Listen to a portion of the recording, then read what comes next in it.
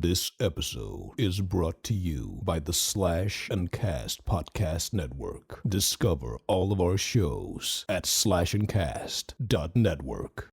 Hello. How are you? Look at that Good. hat. Like that?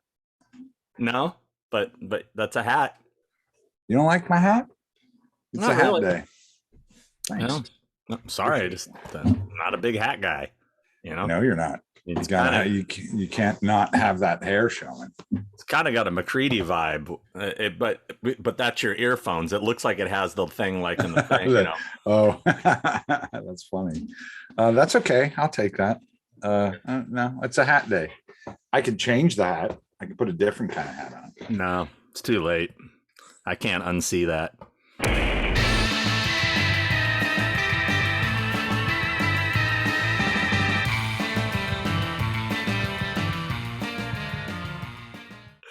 Let's see. What episode is this? I'm looking. Was it like 41 or some shit This like is that? 43. Wow. Episode 43, y'all. Hey, episode 43 on Friday the 13th With Buddy. with Buddy. He's getting Hey, big. Buddy. Buddy's getting big. Getting big, aren't you, Buddy? Bye, Buddy. It's Buddy. Hi, Buddy. Say hi to your dad for me. Hi. Buddy's awfully cute. Yes, Yeah. it's Friday the 13th, episode 43. 2 days in a row, no pissing or shitting on the floor. Good for Buddy. Yeah, he's Oh, you meant you. Oh, no, yeah, me. Yeah. right. At my age, any second, It's not surprising. I could just go. That's why I wear a diaper every day. You gotta. At our You age, never you know. gotta. I don't know. I don't know when it's coming or how explosive it's going to be. Nobody knows. Boom. Boom. Hi. I just got done watching Firestarter. Oh, how was that? Not good, but not as bad as I expected. I knew you were going to say that. How'd you know that? I thought just it was knew. gonna. I just had a feeling. I thought it was going to be really bad. It wasn't good, Right. but I'll be on. Let's be honest. The original isn't that good. Right. You know. Yeah. In fact, I barely remember the original. Right. But you know, it really had not a whole lot going for it. Yeah. I don't know. Huh. But I watched it. It's kind of Listen. generic, bit watered Ver- down. Yeah, there's just nothing special there. I mean, I liked Carpenter's score. I mean, it was that didn't blow me away either, but it was good. I mean, I was listening for it. But yeah, done that. Boom, Okay. moved on. All right. And they definitely looks like they're hoping that's going to be sequel worthy. They really? definitely. Oh yeah, they're ready to continue that story. Get that Blumhouse money. Yeah. Well, give it all to us. Yeah. Yeah. I don't really have much of an interest in seeing that. That's a hard story to adapt. That's a tough one to do. Unless you really, I'm wiping the sweat away from me because it's freaking 90 whatever degrees in the valley today. And it's going to be worse tomorrow I know. when I go to the Cruel World Festival. I know. And I'm going to watch all these goth kids melt. It's going to be awesome. All the black hair dye and the mascara and it's all going to be like blurg, Yeah. all over Yep. their porcelain white Like this. bat-like skin. Yeah, that's another reason why I'm not going. I have tickets, but I'm not going. Stephanie's going. You see me on Monday or even Sunday. I'm going to probably. Some sunscreen. I don't think there's enough sunscreen in the world that can help this. It's reapply. You got to reapply. Yeah. So anyway, if you guys don't know about the Cruel World Festival, it's kind of an 80s new wave goth music festival. Morrissey and Bauhaus and PIL and Devo's gonna be Blondie, there. That's Devo. cool. Yeah, there's so many bands. Did you hear about this? That it's all vegan? I And did. and the vegans are loving it, man. They are taunting meat eaters online. Yeah, are they? Can you I'm gonna smuggle go in a- there. some raw hamburger? I'm and going throw in it there at the fucking stage? Midnight Express style, fucking Yeah. strapped to my Yeah. Beef like Slim Jims. Yeah, totally. You should. And I'm gonna throw a couple at Morrissey. You should. Yeah, fuck him. Yeah, fuck that guy. It's because of him. If you guys don't know, he puts it in his contract that he won't play at a venue that serves meat. So he has to push his bullshit on all of us. Right. Now, here's the thing. I'm cool. I'm an all-inclusive individual. Absolutely. But, now you're excluding people. Right. It's late. And his theory is we've been, vegans have been excluded for so long. Now it's your turn to be excluded. I go, wasn't that you're just becoming the same? That's a get off my lawn for me. Reverse racism. There's a get off my lawn. It's reverse racism. It's like, that's a get off my lawn for me. It's like, oh, we had to deal with it. It's like when you're in high school, what I remember of it was a long time ago. And when you're like a freshman or a sophomore and the seniors or whatever bust your chops and pick on you and stuff, they go, it happened to us. Now we got to do it to you. And then when you got those guys get older and become seniors, they're doing it. That makes no freaking sense whatsoever.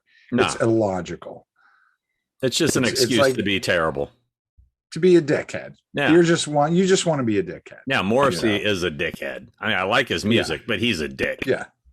I ain't got no problem if you don't want to eat meat. You don't like eat meat and the animals, and I get it. I'm an animal lover. I have a hard time though. I don't eat a lot of meat, but when I do, But the thing is that you can't, like you said, you can't exclude everybody. That's you're. And all the vegetarians and vegans are online going, "Oh, you can't suck it up for one day.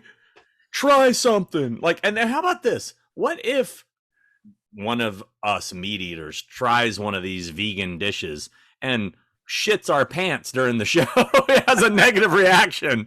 I mean, you're stuck at a 12-hour music festival, man. I can't be experimenting with food.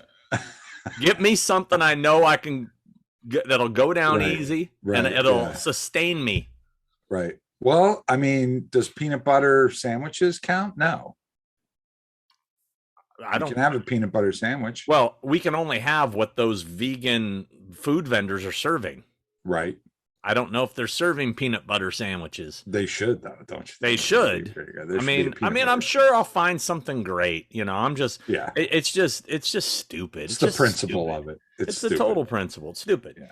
Let's move on from that. Moving on. Since we're on the get off my lawns, let's see what else. What do I got here? Do you have anything? Let's see. I don't really. It's the same old. I got shit. A few. I have. Do not say packaging. Do not say packaging. Shut up. Shut up. Lately I've been having a lot of days. I don't know what you guys call it or if there's a name for it. I call it having a floogie day. I'm having a floogie day, and that means. You get up and from right at the get-go, first thing in the morning, nothing major goes wrong. It's not like a catastrophe day where, everything's going wrong. It's all these little things like you get up and you get out of bed and you stub your toe, like walking from the bedroom to the kitchen. And then you get to the kitchen and let's say you're making coffee and you go to put the coffee in the thing and the coffee grounds miss the thing and it goes on the floor. You're like, oh. And then you go to get a cup out of the thing and you accidentally drop it. You're like, geez. And then you're like trying to open your mail and, you got a paper cut. Like all these one of those days where just little tiny things all day just go wrong. Well, I hope we catch one on camera. I'm watching you closely. I'm not having one today. But other than sweating my proverbial balls off because it's 95 degrees here. But anyway. And I'm wearing a hat. That's my get off. That's really the only thing that comes to my people mind that today. Complain about the heat and wear hats. That's one of my pet peeves. Okay, here I got a few. Fuck you. I'm gonna put a mask on next. So, what's with the receipts at CVS? Are we talking about long receipts? Dude, you go to CVS, you buy a soda, and the receipt is like yeah. The code, there's a code on it that you're supposed to scan for what? And we're worrying about plastic straws. How about the trees, man? Come on, all the paper it's being wasted. Yeah. Okay, that's one thing. 3 foot long receipt's a good one. What else? What's the deal with as you get older? Mm-hmm. We start growing hair in places we never grew hair before. Right. dude, I'm growing hair. Like, I'm plucking hair out of my ears all the time. Fucking my eyebrows start going crazy. Yeah. What is, why? What is that? Yeah. Why does it stop growing in certain places and starts coming out of new places? I'm not that. There's a logical reason for that. We just don't like it. Okay. But go ahead. Yeah, okay. It sucks. Ear hair is the worst. It's the worst. I have a special ear hair trimmer. Special thing. But anyway, go ahead. All right, here's another one. You're dying. And this is happens to me at hotels all the time. Is showers that they basically force you to get in before you can turn it on. So you always get sprayed. You know what I mean? Water. Yeah, and you're trying to figure it out, and you have to get in there, and you get hit with. It just seems like it always happens to me at hotels. I don't know why. Right. But okay, there's that. All right, so I got to tell you a story. I think I told you what happened, but I'll tell the good people here my story. So Nay wanted to go see Billy Idol. Okay. And so I said, "Hey, babe, Billy Idol's opening for Journey." And she's not a Journey fan. I like Journey. I've seen him. I don't need to see him again. But Billy Idol, cool. If you want to go, yes. I bought the tickets like, I don't know, 6 months ago. Kind of forgot about the concert, to be honest with you. Then I got an alert on my phone. Tomorrow night, concert, Billy Idol. I'm like, oh, shit, that concert's tomorrow night, babe. And she's like, oh, awesome. So I go and I pull up it had like the virtual tickets, whatever, through the app. And I pull it up and I look at it because I'm like, how did I even buy these tickets? I didn't remember where I had them. And it says Journey with special guest Toto. And I'm like, wait, what the fuck? And then I go online, I'm looking up and I see some things say Journey or Toto, some things say Billy Idol. I can't get a confirmation of who's really playing. And I'm like, did I buy the wrong tickets? What happened? So then I go to Billy Idol's Facebook page and I see like a month ago, he announced he was canceling the Journey tour due to a nasal infection. I'm like, oh. And Billy Idol canceled, and I bought them like on StubHub, so I paid more money, Right. And I'm looking to try to sell them. Now the prices went because Billy Idol's not on the show anymore, and it's friggin' Toto. Right. So I'm like, well, we're gonna lose my ass on these tickets if I try to sell them. Should we just go? So we, and she's like, oh man, she didn't even know who Toto was. She's like, who? And I go, Africa, and she's like, Rosanna, hold the line. What? They're from Africa. Yeah. And anyway, it was good. It was entertaining, but it was kind of a letdown. But this is what I'm getting at. So so I went to the movie theater recently, Regal. All the Regal theaters, which is what I have around me, is Regal. I know you go to AMC or whatever, I don't know, but around here it's all Regal. And they've switched from Coke to Pepsi, which infuriates me because I fucking hate Pepsi, right? Well, the Honda Center, I know. This is me bitching. This is my moment. This is where I can do it to the world. Okay, all right. So at the Honda Center, where Toto and not Billy Idol played and Journey played, they don't serve Coke. They don't serve Pepsi. They're exclusively, get this, RC. I knew you were going to say RC. Are you kidding me? And they want you to drop $10 for a friggin' RC cola? I don't think so. Right. No thanks. You're not doing it. I didn't do it. I didn't do it. I stood my ground. What was the beverage you got then? A water. I just bought a water. Okay. I wouldn't. Okay, here's another thing. Credit card offers on airplanes. Enough with trying to sell us your credit card during the flight, walking down the aisle, showing us the pamphlets while they're making the announcement. Nobody wants a credit card while they're on a plane. All right. Right. We don't want it. Stop with that. No, I'm not going to apply for a credit card on a plane, let alone get fucking declined by a credit card on a plane. Okay, I got another one. Oh, it's hot. Dude.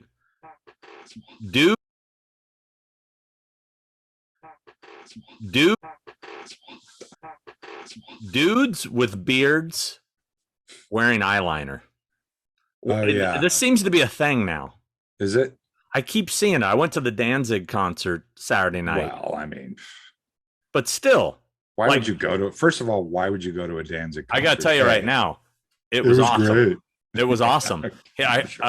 He's last few times I saw him, he sounded terrible, but I heard he got some throat stuff done, like maybe had a polyp removed or something. He's kind of keeping it secret, but I heard on the inside might have got some work done. Dude, he sounded amazing.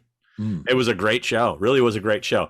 But anyway, I keep seeing these dudes with beards and fucking eyeliner, and does not work, bro. If you're gonna do the eyeliner, you better look fucking femme. You better look poison. I'm gonna start wearing eyeliner now because I got the beard. I got the hat that you hate. If I do the eyeliner, that seals the deal. You're winning. You're just winning. I just don't know what the deal. Who thought that was a good idea and started doing it? I don't think it's a good idea. I think it's Instagram. I blame Instagram. I blame skinny jean Instagram ads, sponsored ads for that. That's what I do. Okay. All right. Well, I think that's all my real get off the lawns at the moment. Okay. So I got to get off my lawn. The weather in LA lately, what the heck? Yeah. It's 58 degrees one day. It's 95 degrees the next day. Then it's 62 one day, and then it's 92 the following day. Then, I'm like, the crazy thing is, Christ, it'll be like 90, and then at night, as soon as the sun goes down, it gets to like 50. And you're less than that. So it was 42 the other night. I'm gonna have to bring a hoodie with me to this goddamn festival where I'm gonna be sweating my ass off because I'm gonna be freezing at about 7 o'clock. Yeah. Here's another get off my lawn. God. That's it. Just enough with God. That's it. Oh, had it. Yeah, abortion, the abortion shit, the fucking dude. I'm so sick of the Bible people throwing their shit at us right now. It's crazy. Yeah. All the stuff that the whole separation of church and state, and all they're trying to do is shove the fucking church into everything. Guess what? How about if we ban the Bible? How would that make you guys feel? That'd be awesome. Right? Yeah. So you know what? Let's not do that. Let's not do this. How about we just live our fucking lives and not try to control each other? Mind your business. Mind your own business. Okay. Mind your fucking business. That's all I'm saying on political and religious shit. If I'm not coming to your house and hurting you and all that shit, mind your business. What do you care what I do? Yeah. Mind your business. This goes into the be kind to each other. That's not kind. Yeah. Pushing that shit on other. That's not kind. It's kind. Anyway. Yeah. All right. So hey, we got some letters. Letters. Yes. We got letters. Are we going over what we've seen? Well, we're going to do that too, but let me just get this part out of the way. Okay, let's do letters. We love hearing from our friends. This is from Cody Paulston, who said, Hi, Cody. Hey, how's it going, Sean? I'm a huge fan of your convention work and also your YouTube. I hope all is well in your life, and I hope you're staying healthy. If you can, I'd love an autograph from yourself and Christopher. If Chris isn't available, I'd be happy with just yours. Oh, well then, Cody, fuck you. No, I sent him one from both of us. I'm kidding, Cody. You know I'm kidding, buddy. I tossed in a couple stickers from my band. If you're ever looking for new music, please feel free to check out my band. We are called Focus Pool. If you check it out, I hope you like it. You're the man, Sean. Take it easy, Cody Paulston. Now, he sent us some stickers of his band. This is them. Lovely. Focus Pool. Cool. Thank you, Cody. They have a pretty good music video. The song was called Distance. And actually they're good. They're good. They're actually good. And I'm a music snob. I'm a music snob too. I will check it out. They were actually pretty good. I like hearing good new music. I love it. It kind of had a little kind of Toolish vibe, a little bit, they were good. Cool. He's a drummer, and I appreciate being a drummer as well. Hi, Chris. Hi, Sean and Chris. My name is Anna, female viewer. Oh my God. Yeah. Hold on. Stop. Oh no, might just identify as female. Oh, I don't know. That's okay. Hi, Anna. I'm from Chicago. I love your show. Love Chicago. I'm also proof that girls do indeed watch the show. Okay, we got confirmation. Thank you. As you always joke. Since you were so kind as to take the time to mail out free stickers, I thought instead of just asking for stickers, why don't I do a sticker trade? I've sent along a couple of Candyman 2021 stickers. Oh, lovely. Thank you. For you guys, it's not much, but I hope you dig it. I was the key prosthetic artist on the makeup effects department of the movie. Oh. I just want to say that I'm truly such a fan of you both. Chris, you are one of my biggest inspirations. I just love your work. Wow. Your aesthetic and style, well, till the hat incident, is everything I gravitate toward. And I've been such a fan of yours for so long before Halloween, which I, of course, love. I'm obsessed with the Fear Street makeups. They are so rad. I cannot wait to see what you do with The Exorcist. The original was my first horror movie when I was 6, and the reason I'm in this industry, and I'm a horror nut, and the horror nut I am today. Wow. Yeah. Sean, I love all your shows, seen you at many conventions, but never actually met you. I just binged all the Horrors Hallowed Ground. So good. If you ever come back to Chicago and decide to do Candyman, original or remake, let me know. I've heard you mention most of it's been torn down, but there is a section of Cabrini Green row houses that still stand. We filmed part of the movie there, and it was surreal and crazy to be in the middle of it all. Anyways, I always look forward to your show. It makes me happy and laugh, especially to get off my lawns. Well, she's probably already tuned out then, as we already did that. I'm with you on all of them. Hope to meet you both one day. Annie Callie. Oh. Or, excuse me, Anna Callie. Thank you, Anna. Thank you. That's really, I am utterly flattered. And thank you. The work on Candyman was excellent work. I thought it was great stuff. So good job on that. And thank you. Thanks for the stickers. Thanks for the great words. Thanks for keep up the good work. Maybe we'll meet someday. That'd be cool. Yay. Yeah. A female fan. That's exciting. Yeah. Got one here from a guy named Blake. Said, just wanted to tell you how much I enjoy yours and Chris's podcast. Also a huge Horrors Hallowed Ground fan. Your content is severely underrated. I hope that is enough flattery for you, because that's all I can muster.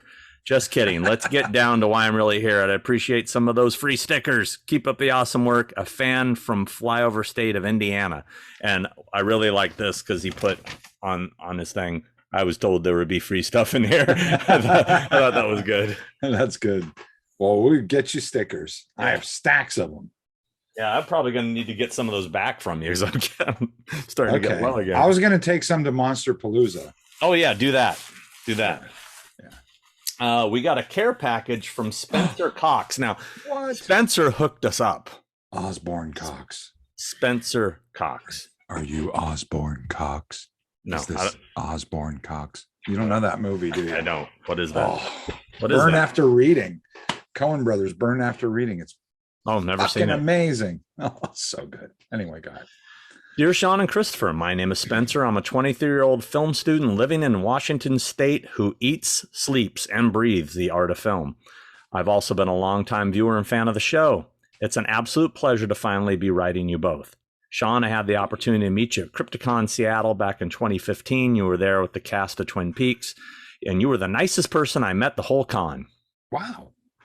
I had hoped someday you'd be doing a filming locations on Phantasm, which I've already started. Yes, it will happen. That's a beast of an episode. Being a collector of movies, physical media, 7,000 films and counting in the collection, seeing your work on my favorite Blu-ray labels, chronicling the productions of my favorite movies is nothing short of magic. Ooh, magic. And I am the magician, my friend. You possess a talent and artistry that not many others can claim they have. Making people feel and believe in the magic of the movies. For that, I am forever grateful. This might be my mom that wrote this.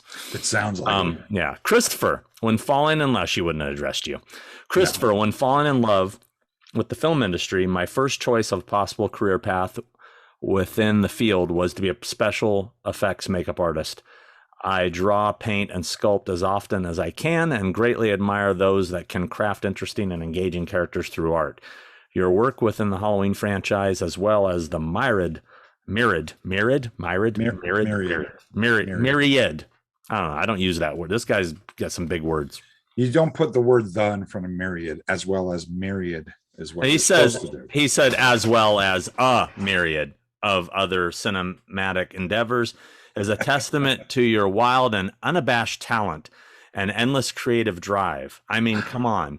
Not just anyone can come up with those death scenes in Halloween Kills. Also, your wit and humor and sex appeal Ooh. is a It's completely the hat. is a completely welcome addition to Sean's dry and sarcastic delivery you guys give us each episode on the podcast.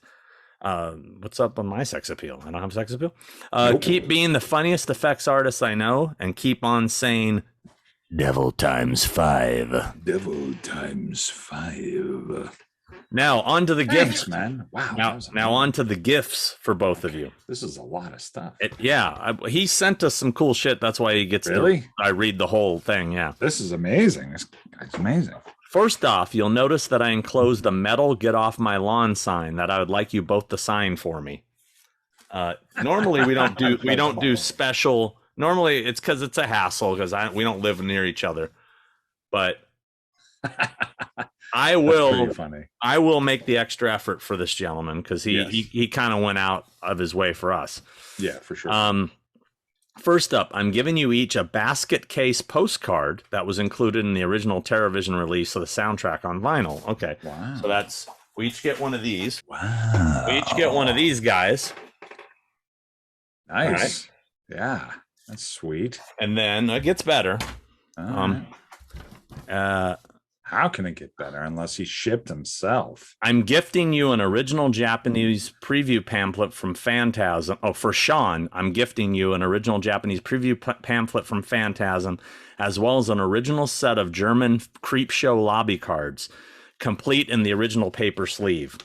They're badass. I'll show them in a second. Holy crap. For Christopher, I'm gifting you with an original Japanese Fright Night preview pamphlet, as well as a Mexican lobby card set for Peter Jackson's true masterpiece, Bad Taste, the movie that inspired me to become a filmmaker.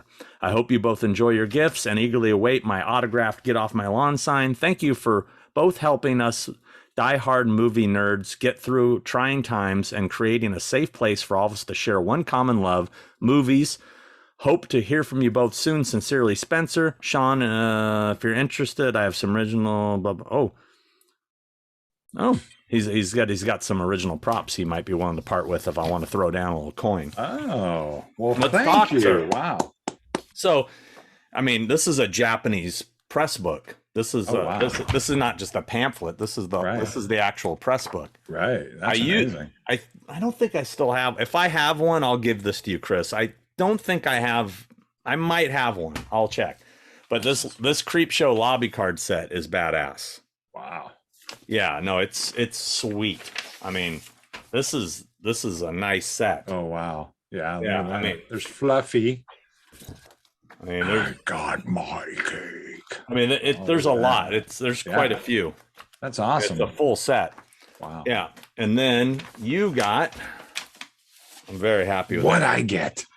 Enough about you. Yeah, you got a Fright Night Japanese press book. I love Fright Night. Oh, that is awesome. Yeah. Oh, that's so cool. Thank you. I love Fright Night. Yeah. And you got a Bad Taste lobby card set. There's Peter Jackson right there. There he is. So all kinds of good stuff. And nice. We appreciate this. You're the man. Thank you. Yes. Thank you. Wow. Yeah. So that's why I took the time to really read that, because he took care of us. Yeah. So we're going to get on to what have you been watching? What's up? You said I've been watching a lot of stuff. I'm going to plug my own shit for a moment. Gaslit started airing. Oh. Which I'm really proud of and excited about. And on Show Stars. With Sean Penn and Julia Roberts, a lovely series about the Watergate scandal, which I know maybe our fan base isn't really into that whole kind of thing, but it interests me, and it was a great, cool show to work on. It's kind of funny. It's obviously very satirical, and it's cool. It's got some good makeups in it. Some Sean Penn in there, and Shea Wiggum is amazing in it, playing G. Gordon Liddy, and it's really entertaining. It's really good. I'm really proud of it. So I've been watching that. Barry started season 3 of Barry. I'm very excited about season 3 of Barry, which is really dark. I need to watch that show. You do. It's God, that show makes me laugh, and it's so well done and well written. And I love Barry. I saw The Northman. And did you see The Northman?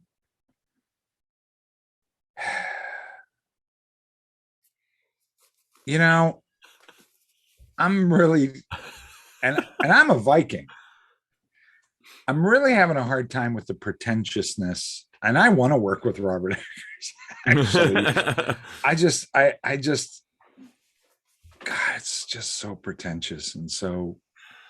You're really hurting your chances of working. I know, but I love him as a filmmaker. It's just a bunch of, it's guys in like. It's a lot of this roar, roar, roar, roar, roar. Everyone's roaring. I heard there's a lot of nudity too. A lot of dicks. No, I didn't see. I heard there was some dicks in there. No, I didn't see a lot of dicks. No swinging dicks. Okay. No. That's what somebody told me. No, it's. So you like naked Vikings fighting? I'm like, okay. It's. I don't know. Sounds like a Saturday night to me. And it's a story we. It's Othello and it's Hamlet. It's all that, all those things, but with the Vikings and, it looks beautiful. Like it's shot amazing. Like visually it's stunning, but you're just like, I'm just tired of the machismo. Roar, roar, roar, roar. We will slaughter the weak and the burn. You're like, okay, I get it. Let's go. Let's keep this going. Let's go. What are we doing? And father issues, and it's whiny crybaby father. Everybody's got daddy issues. Fucking grow up, everybody. Get over the fact that your daddy didn't love you or he didn't treat you well. Let's move on, okay? Let's just get over it and stop making movies about it. Drives me fucking bonkers. You don't see me making movies about my dad, and he don't talk to me. I know. What else did I see? I saw Everything Everywhere All at Once. Is that the name of it? I've been dying to see it.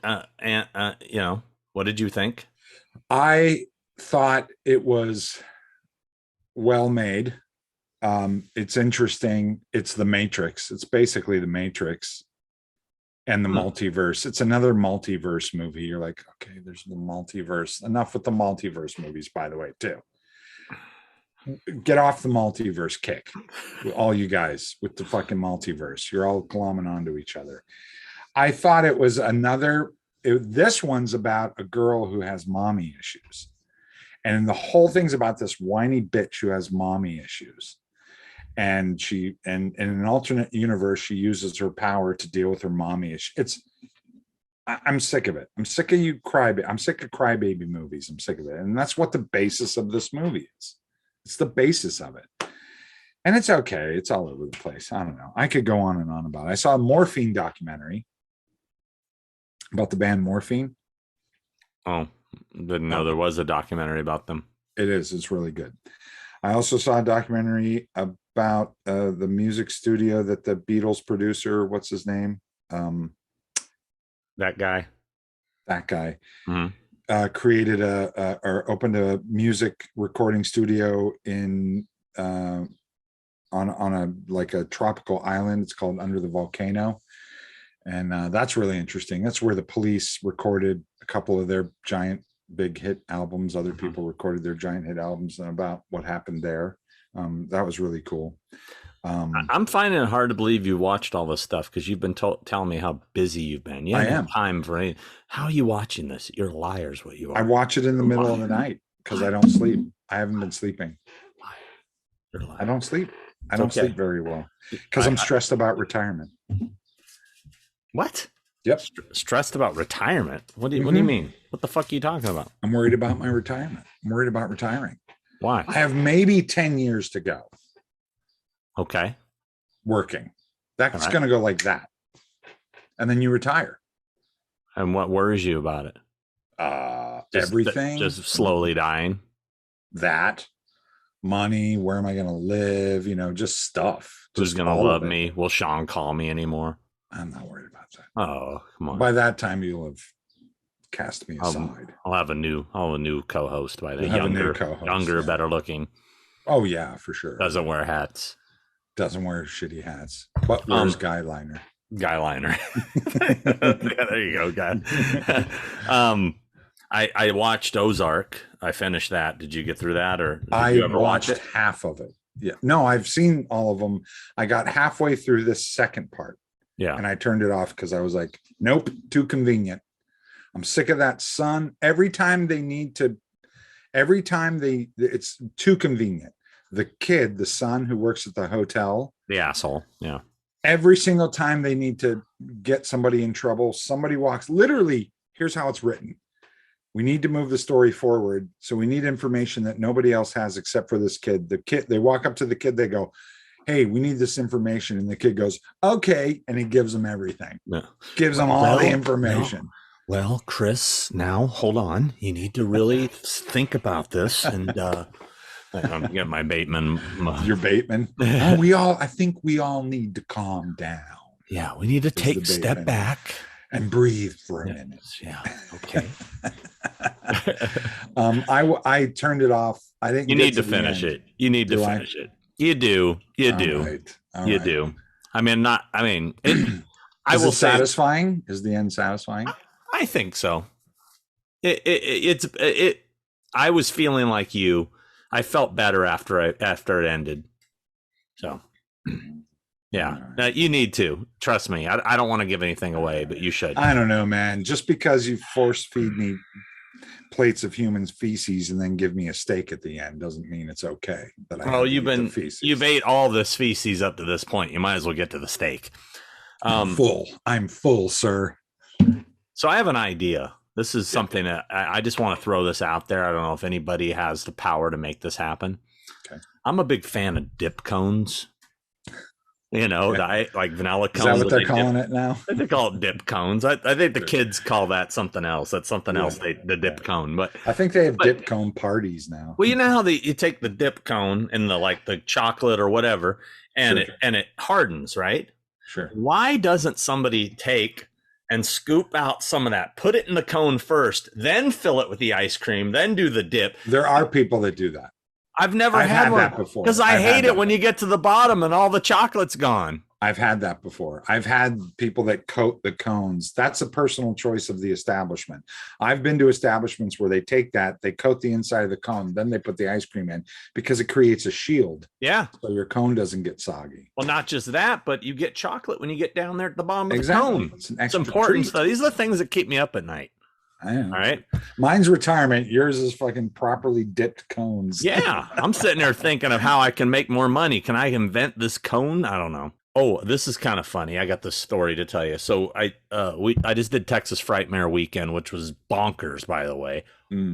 Bonkers, like crazy. I mean, the last few conventions, Horror Hound, Cincinnati, Texas Frightmare, they've been just packed and like insane. People are hungry for entertainment. They're hungry for it. And it's been great, and been meeting so many people that watch the podcast here, and I appreciate it. It's great meeting all you guys and gals, as rare as it is. But one of the funniest incidents that weekend was Mark Burnham, who's the new Leatherface. It was his first convention ever. And I'm sitting at his table, and I was covering the girl that was working with him. She had to run to the restroom or something. So I'm sitting there doing the money or whatever for a minute. And this guy walks up with his little daughter who had to be like 6, like maybe 7 tops. And they're looking at the pictures, and she's like, "Oh, Daddy." And he's like, yeah, Leatherface. And she's like, oh, and she points at the picture. There's the picture of him when he's holding up the skin. There's that. I'll probably put it up here. And she's all, "What, Dad? Why is he holding that mask like that?" And you go, "Remember, baby, that's when he cut the woman's face off, and then he put it on." And she's like, "Oh yeah." And I'm like, "You fucking serious? You showed this like little 6-year-old?" I turned into Jamie Lee Curtis for a second there. I'm like, "How dare you show this child this?" Yeah. It was just so funny because I'm like sitting there listening to this, going,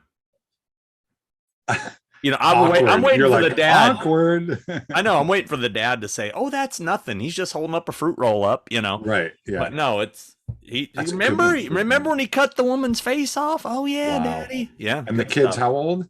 Like 6. Wow. Little girl. Guys, have a little decorum. Yeah.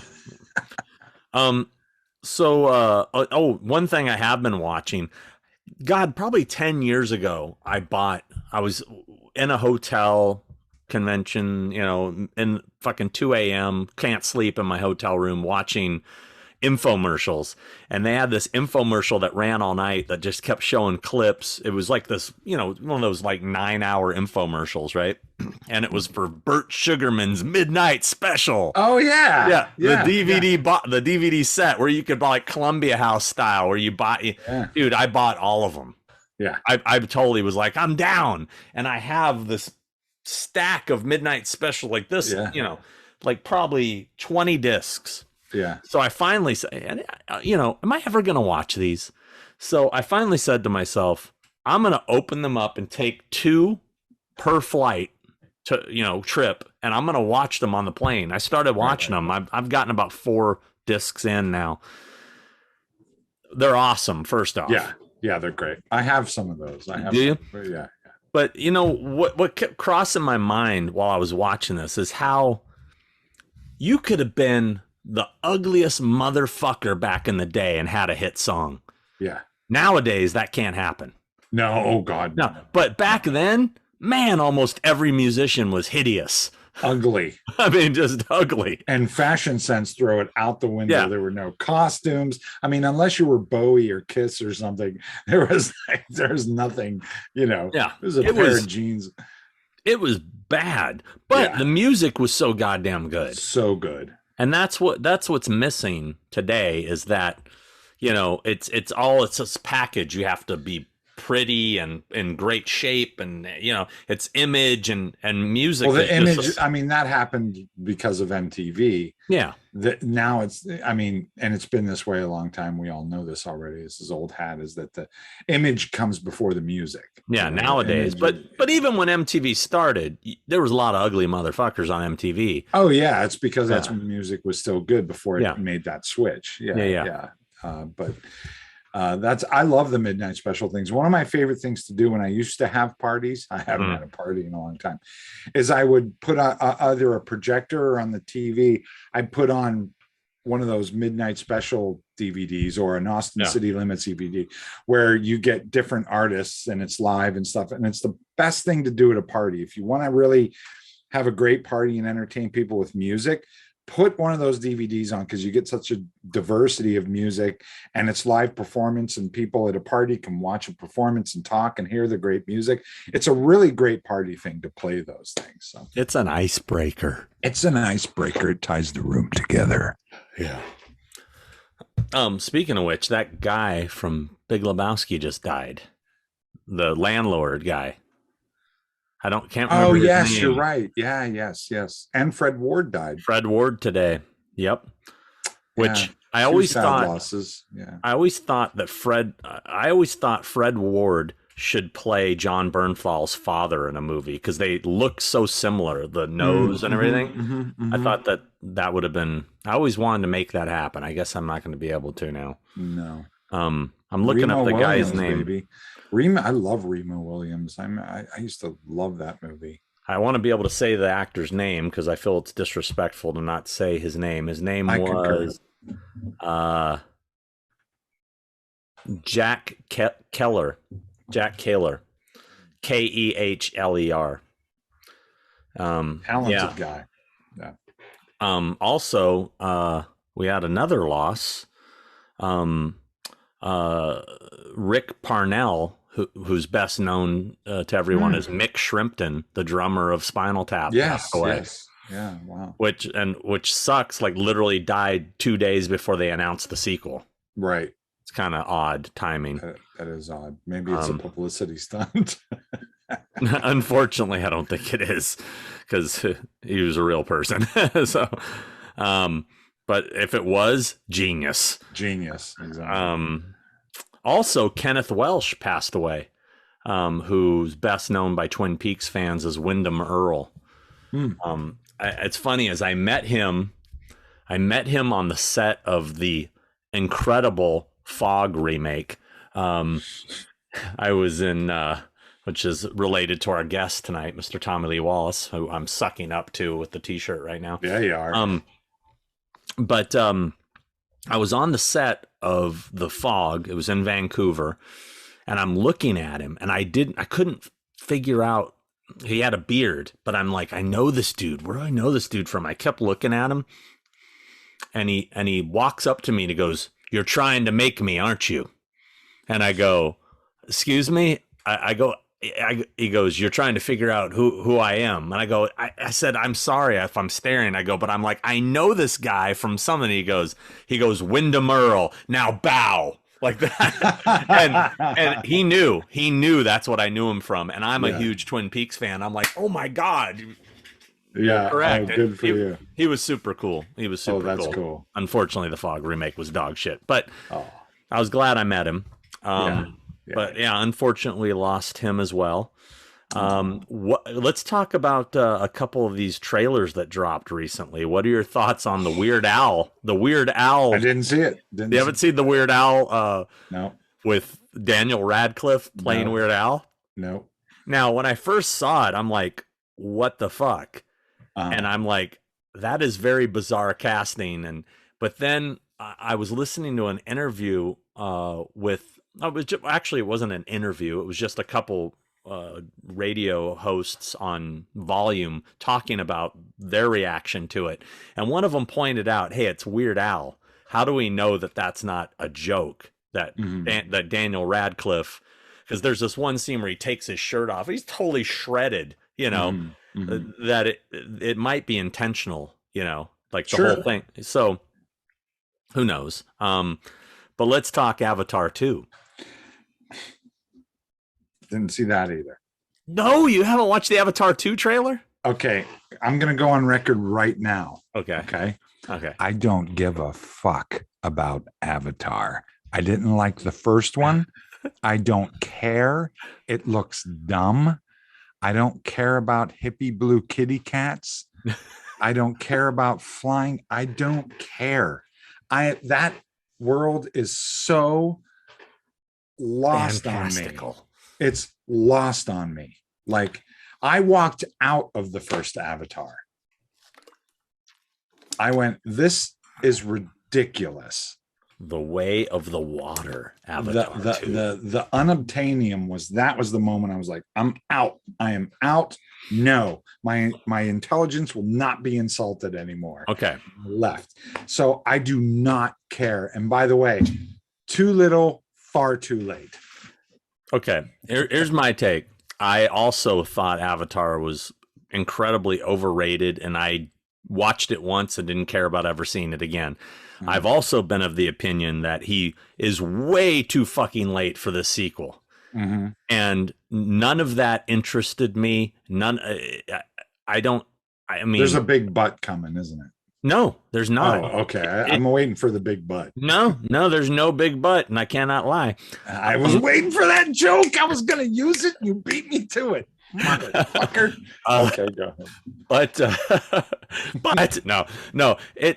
I watched the trailer. It looks like a fucking video game. It does not interest me in the slightest. I think even though everybody says this probably about every movie Cameron's ever put out, and he always proves us wrong somehow.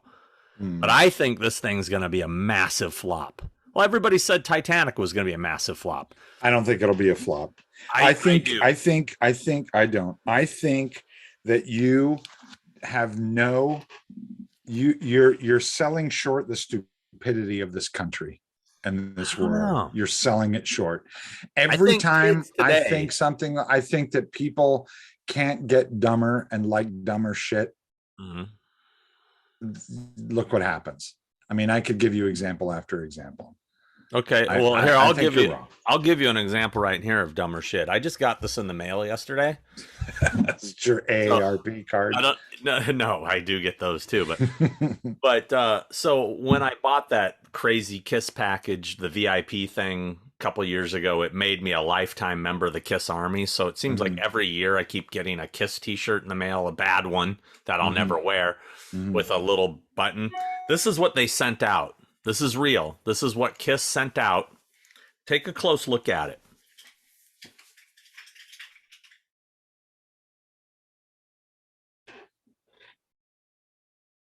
What am I looking at? Official member, Kiss Army 2122. No. Look at the fucking. Does that say 21? Oh, it's 2022. There's a fold. Look at the spelling of official. Oh, a fickle. Yeah. This went out to everybody. Everybody's been talking about it online. Good quality control, Gene. Way to go, buddy. He doesn't care. Yeah. You got your money. I mean, this might end up being rare now That's true. Because they'll do a reprint and then you'll be one of the ones that got the ones with this is something else. Just like the Kiss makeup box when it's Now, this is something I was thinking about. Now, back when Vinny joined the band, people shit all over, fuck Vinny Vincent, Ace is the man, blah, blah, blah. Nowadays, if you wear a Creature shirt with Vinny on it or Eric, people are like, that's awesome, bro. Do you think there'll ever be a time where it'll have been long enough that people go, dude, you got a fucking Tommy Thayer shirt? That's dope. Yes. And I'll tell you when. We'll be dead. We'll be dead. Yeah. All right. It'll happen. Oh, well. Let's see. Anything else to speak about? This just came in the mail. Did you get one of these bad boys? The Halloween art book? I haven't got mine yet. Boom. What the fuck's mine? Woo, look at that. Where the hell's mine? I ordered that long time ago. It's a thing of beauty. Yeah, but you know what I'm going to get that you won't get? What? Never mind. I won't tell you. Why? Because it's coming and it's a surprise. Surprise that looks cool. For who? That's the fan art thing? Yeah, it's pretty cool. I have the Thing version of that. I have the Thing version as well. I haven't gotten mine yet. I ordered mine. I haven't gotten it. I'm very upset. So anyway, there's some cool stuff in here. That's really cool. Yeah. That's what it looks like. There you go. Yeah.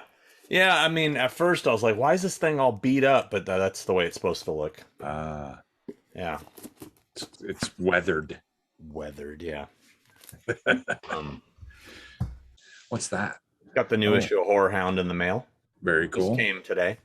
Nice. I'm just showing it because I just got it in the mail. It's got a Spookies poster for some reason. Spookies. Which is not very good. A movie. Spookies. I like it, spooky. And it looks like Robert Patterson did a Horrors Hallowed Grounds on the Invasion of the Body Snatchers, the original. Oh. Yeah. Oh. Which is nice. Anything Horrors Hallowed Grounds has to be quality. Everything is, quality inspected by me ahead of time. Nah, practically, I don't even know what's happening anymore. Have you been checking out any of that footage of Bon Jovi struggling to sing? No. Wow, it's bad. I mean, it's like he had a stroke or something. It's bad. It's bad. Well, we can't all be rock stars all our lives, like me. I don't know. I'm not a Bon Jovi fan, so I'm not either. But I was morbid curiosity when I kept seeing all these. Yeah, I'm getting to the age where I don't want to see people decline like that. It just makes me sad. You don't want to see this. Even people I don't like. There was the whole Vince Neil thing. Someone sent me that Vince Neil video of him going, flippity flop and floobity flu. Like he didn't get I don't know what he was singing or something, right? Didn't he do that? Oh, he's always been like that. As he's gotten fatter and older, he cuts more and more words out of the songs. He's like, I'm a woman. Then stay in the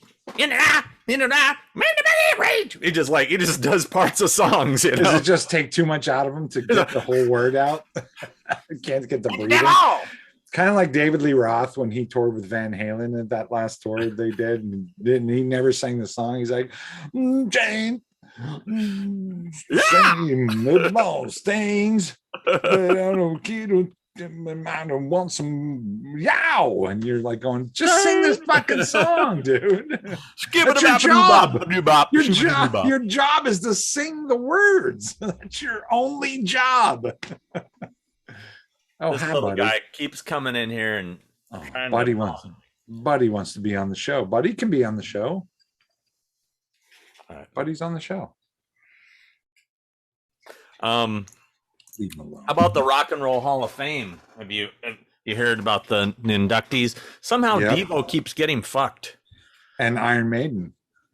But I mean, Judas Priest. No, Judas Priest got in. Oh, did they? They got in this year. Iron Maiden didn't get in yet. Still, Iron Maiden. No, really? I think they already are. They? I think they are already. But then there's like, I'm trying to remember. There was a couple on there. I was like, really? And you're leaving Devo. Well, The Cure got in, and I was like, you gotta be kidding me. Come on. The Cure. Dolly Parton was one of them. I mean, it's like they've thrown out the rock and roll thing. It's just any music at this point. Duran's in. Duran got in. They're great though. Duran's great. They were great. No, they deserve it. Yeah. I think Joan Jett was one, maybe. Joan Jett already got in. Okay.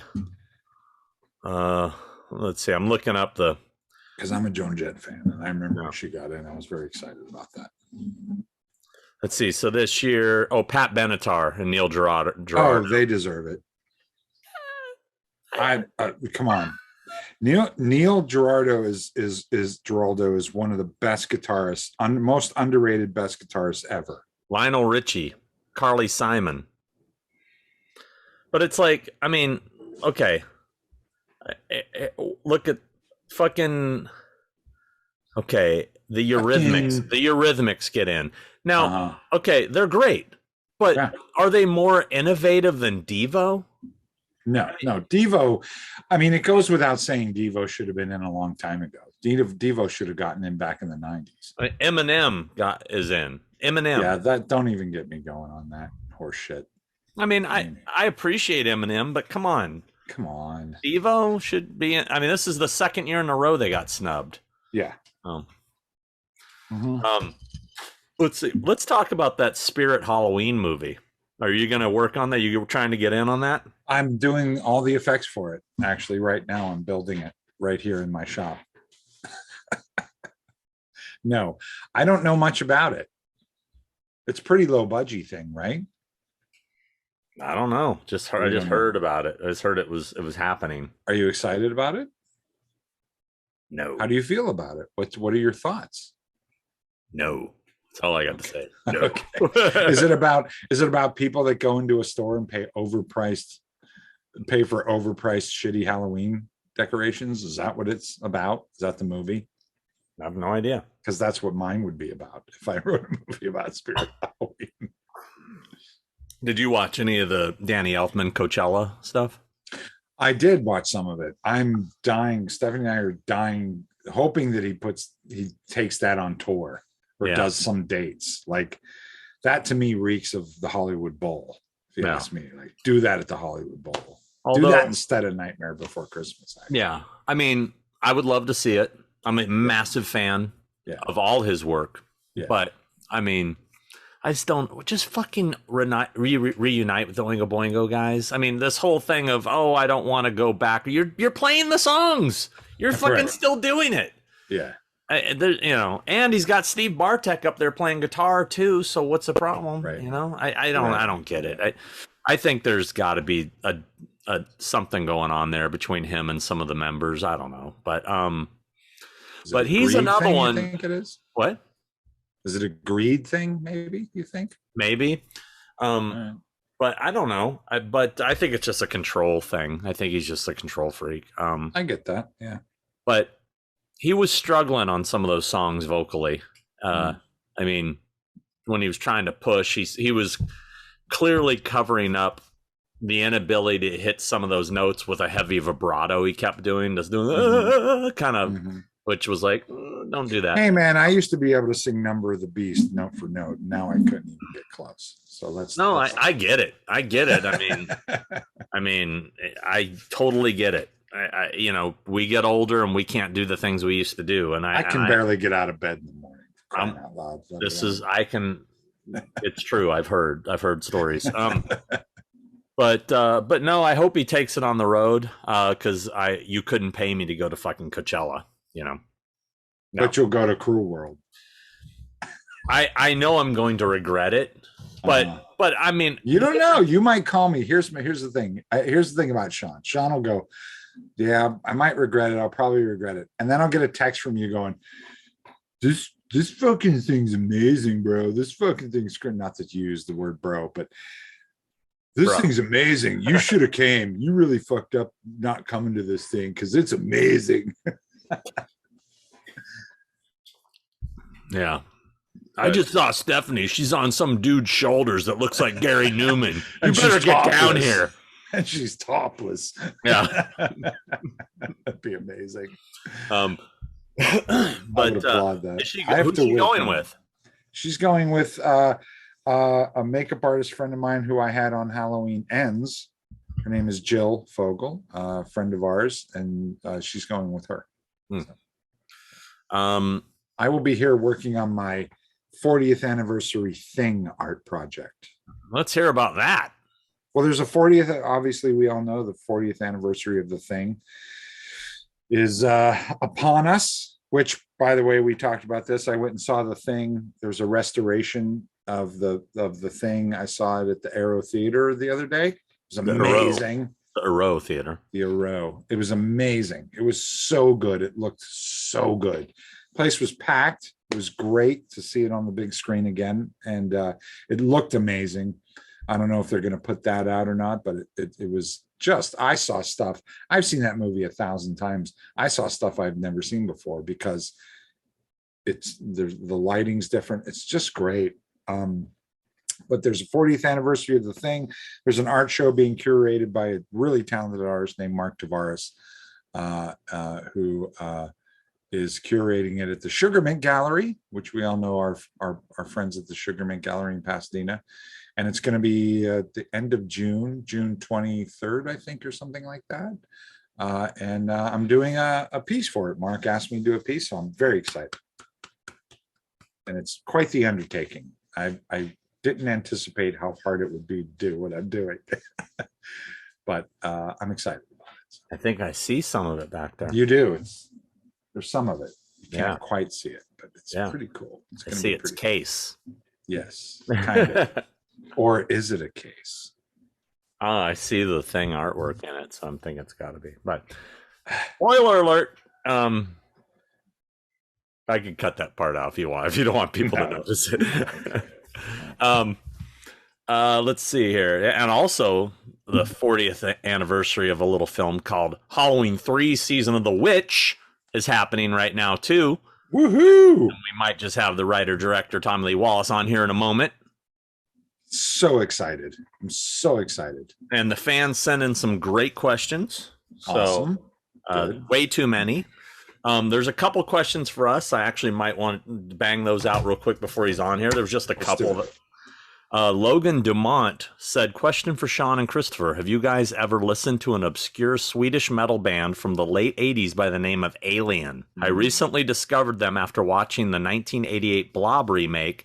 They have a song in the end credits called Brave New Love. The song hooked me, and I dove into the discography. Check out their first album, lots of glammy, cheesy goodness. I've never heard of them. Me neither. I will have to check out the band Alien. It sounds yummy. Yeah.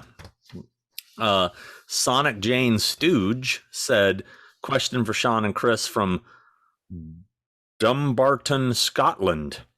Ooh, what are your guys? Scotland. That's one of my favorite places. Is Scotland. I love Scotland. What are your thoughts on Prince? Just got into his music and love it. Super talented guy, and wanted to know if you guys are fans. Thanks. I'm a huge fan of Prince up until a certain point. Yeah. But yeah, I think Prince was pretty amazing. Yeah, I do believe that guy was a genius musically. I mean, that guy was,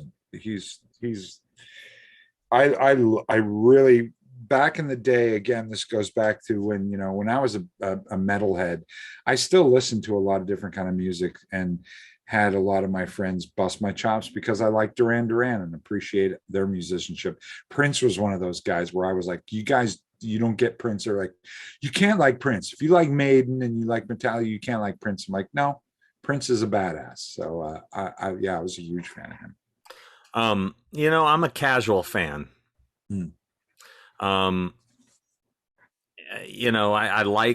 a big fan of the movie Purple Rain, and I love that soundtrack, and he's a fucking phenomenal guitar player. But I've never really gotten into his music as a whole. I like songs, you know. I have a few albums, but yeah, I totally appreciate the guy was, you know, obviously a musical genius, just not all the stuff I'm into, you know. By the way, I don't know if I told you or not, we started our kitchen remodel on Monday, which is, you know, it sucks not having a kitchen. I mean, it's literally just ripped apart right now. So, are you eating McDonald's a lot? We did. We have. Yeah. I'm trying to watch the new svelte figure while you know having a calorie count. Speaking of, I've lost 12 pounds so far. Have you? Yeah. I'm no one notices. Thanks. You know, actually, no. To be honest with you, I did notice. I mean, my beard got bigger. Yeah. Which adds weight, but because I'm growing a summer beard. I'm growing a big summer beard. That said, I lost 12 pounds so far. So. Great. I think I'm at 17 pounds. One up me. Boom. Can't just appreciate the 12 pounds that I've been working out too, so that's good. That was big for me. 12 pounds big for me. No, that's huge, dude. That's awesome, dude. It's no small feat, dude. It's keep going, dude. I'm gonna keep. I'm planning on going to Gorilla Mall right before Cruel World and just gonna have a big fucking fat greasy burger because I'm gonna burn it off like in a few hours. I know it. I'm gonna go nuts tomorrow. Just before the show, get all that meat in me before I get into Cruel World. Get that meat in you. All right. Oh, got a text from Matthew Lillard. Let's see what he said. If you don't fly the drone, we're never coming back. I don't know what that means. Skeet and Matt bought me oh wow. Mika's pissed. Skeet Ulrich and Matthew Lillard bought me a drone for Christmas, and I still haven't opened it. They're really on my ass about flying this drone. You better do it. Have you watched any of the Amber Heard Johnny Depp stuff? It's kind of I can't stop watching it. Everybody keeps telling me that. I have a lot of people telling me you got to watch it. I'm like, I don't care. They're like, no, you got to watch it. It's great because first off, Amber Heard is just one of the most unlikable human beings. I mean, I've heard, pun intended, long before any of this nonsense that she was kind of a terrible person. But God, man, watching her, just her expression, she sits there all the time. That's what I look like in my head. I mean, and Depp is just, it's awesome because they'll like say something and be like, well, if you were to actually read what I said, he talks very slow and it's very like well thought out and I'm just loving it. I mean, it's good. Just watch the highlights. It's worth watching. Okay, I'll watch the highlights.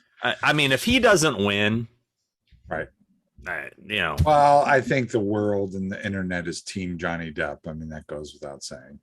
Yeah, right. But if you watch some of this, you know why. She just seems like a cunt. I'm sorry. I dropped the C word. Oh man. Well, you never know. That guy I've heard stories about. I had a question. This is something I was thinking about. Okay.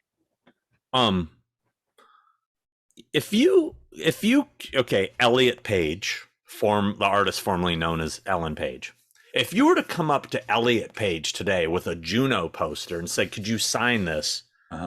Would they sign Ellen, or would it be wrong to say, "Could you sign the name that you had when you made the movie?" It's almost like if Nancy Loomis, if you give her a Halloween poster, you don't want her to write Nancy Kies, is what she goes by today. You'd want her to write Nancy Loomis, right? I just wonder. I'm curious. Has anybody met Elliot Page and tried to get something signed? And what does that person sign? I'm curious. Yeah. And I'm curious about that too. And are you a monster if you asked that person to write Ellen? Right. Are you a fucking monster? Monster. You'd be like an offensive monster. Maybe. I don't know. It's just something that popped in my head the other I day. don't know. Maybe somebody out there has the answer to that. Maybe someone tried this, got an autograph. Send us what happened. I want to know. You know what gives me pleasure is I have so many answers to that. no, it's one and nay. You know what? Nay you know what gives me pleasure? I want some pleasure. I'm getting my Gene Loves Jezebel move for tomorrow. Mm-hmm. Which I'm very excited to see them. I like watching fails. I like watching people fail.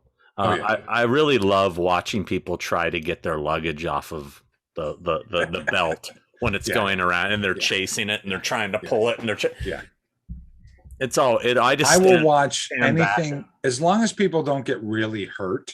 Yeah, I will. I love that shit. We've talked about this. People walking into glass doors, people falling off of stuff or falling down or slipping. I laugh so goddamn hard at that stuff, at other people's misfortunes. I love it. As long as they don't get really hurt, though. I don't want people to get I don't want to see people. I'm not like a jackass guy where I don't want to see people break their arms and their heads get bashed in. I don't want to see that shit. Oh, I don't want to see that. See, that's what I want to see. That.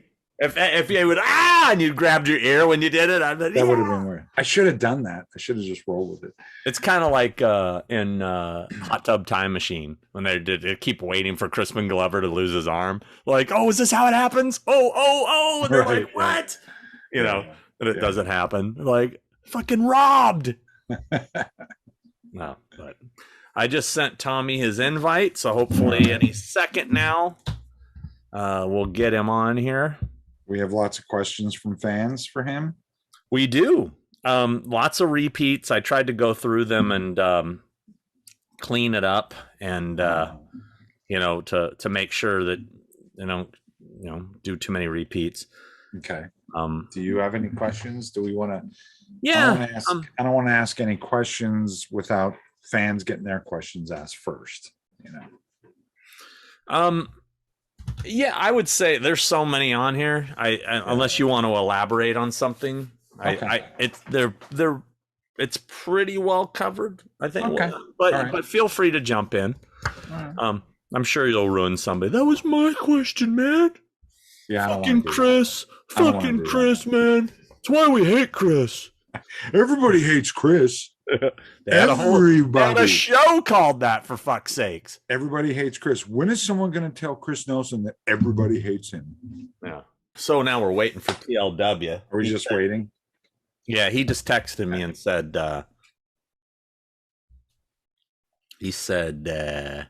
I'll join you shortly. Oh.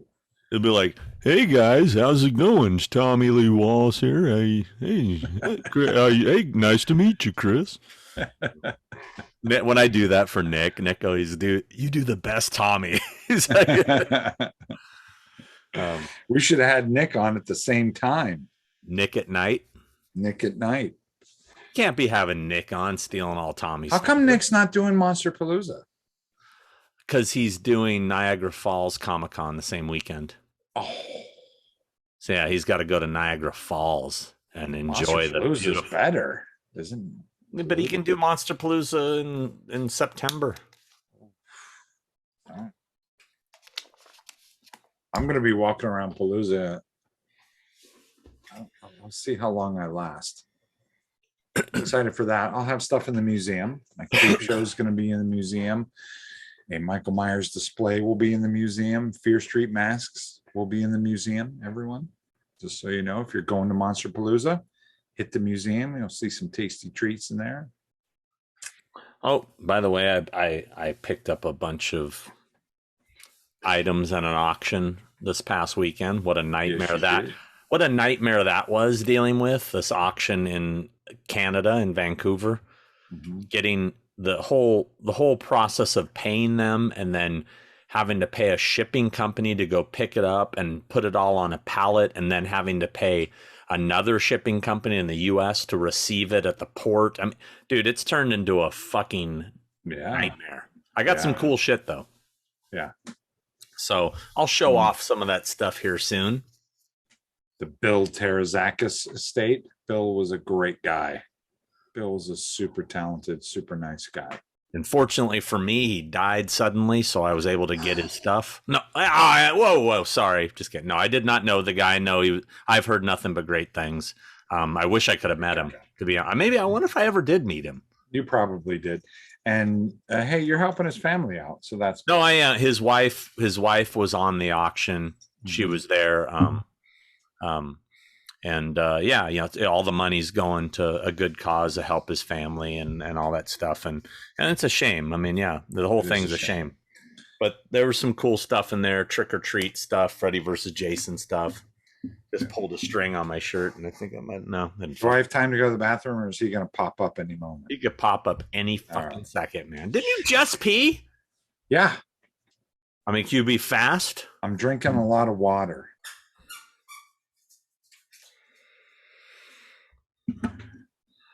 And I'm back. He showed up and said he was offended you weren't here and left. Yeah, I'm really sure that happened. It did. He's like, Sean, I thought you said this guy was a professional. I'm out of here. And I was like, Tom. Right. And he was gone. Good night, and he everyone. did one of these as he left. One of what? One of what? One of these. One of those. Yeah. Yep. I've got a whole slew of questions here. So ready for Tommy Lee Wallace. TLW. TLW in the house. TL Dubs. TL Dubstep. Let's see.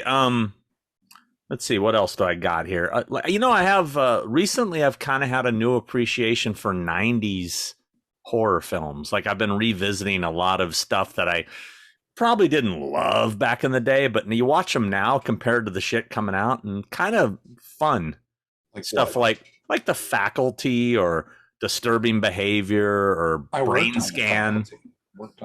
You worked on Brain Scan too, didn't you? I did work on Brain Scan. I watched the Valentine. I hadn't seen that in forever. I haven't seen that. The little blood coming out of it, I haven't seen that. Midnight Meat Train I just revisited, which is 2000s, but doesn't count. It counts. I did a set visit on that, actually. Yeah. When I watched your Hallowed Grounds of, what did I watch?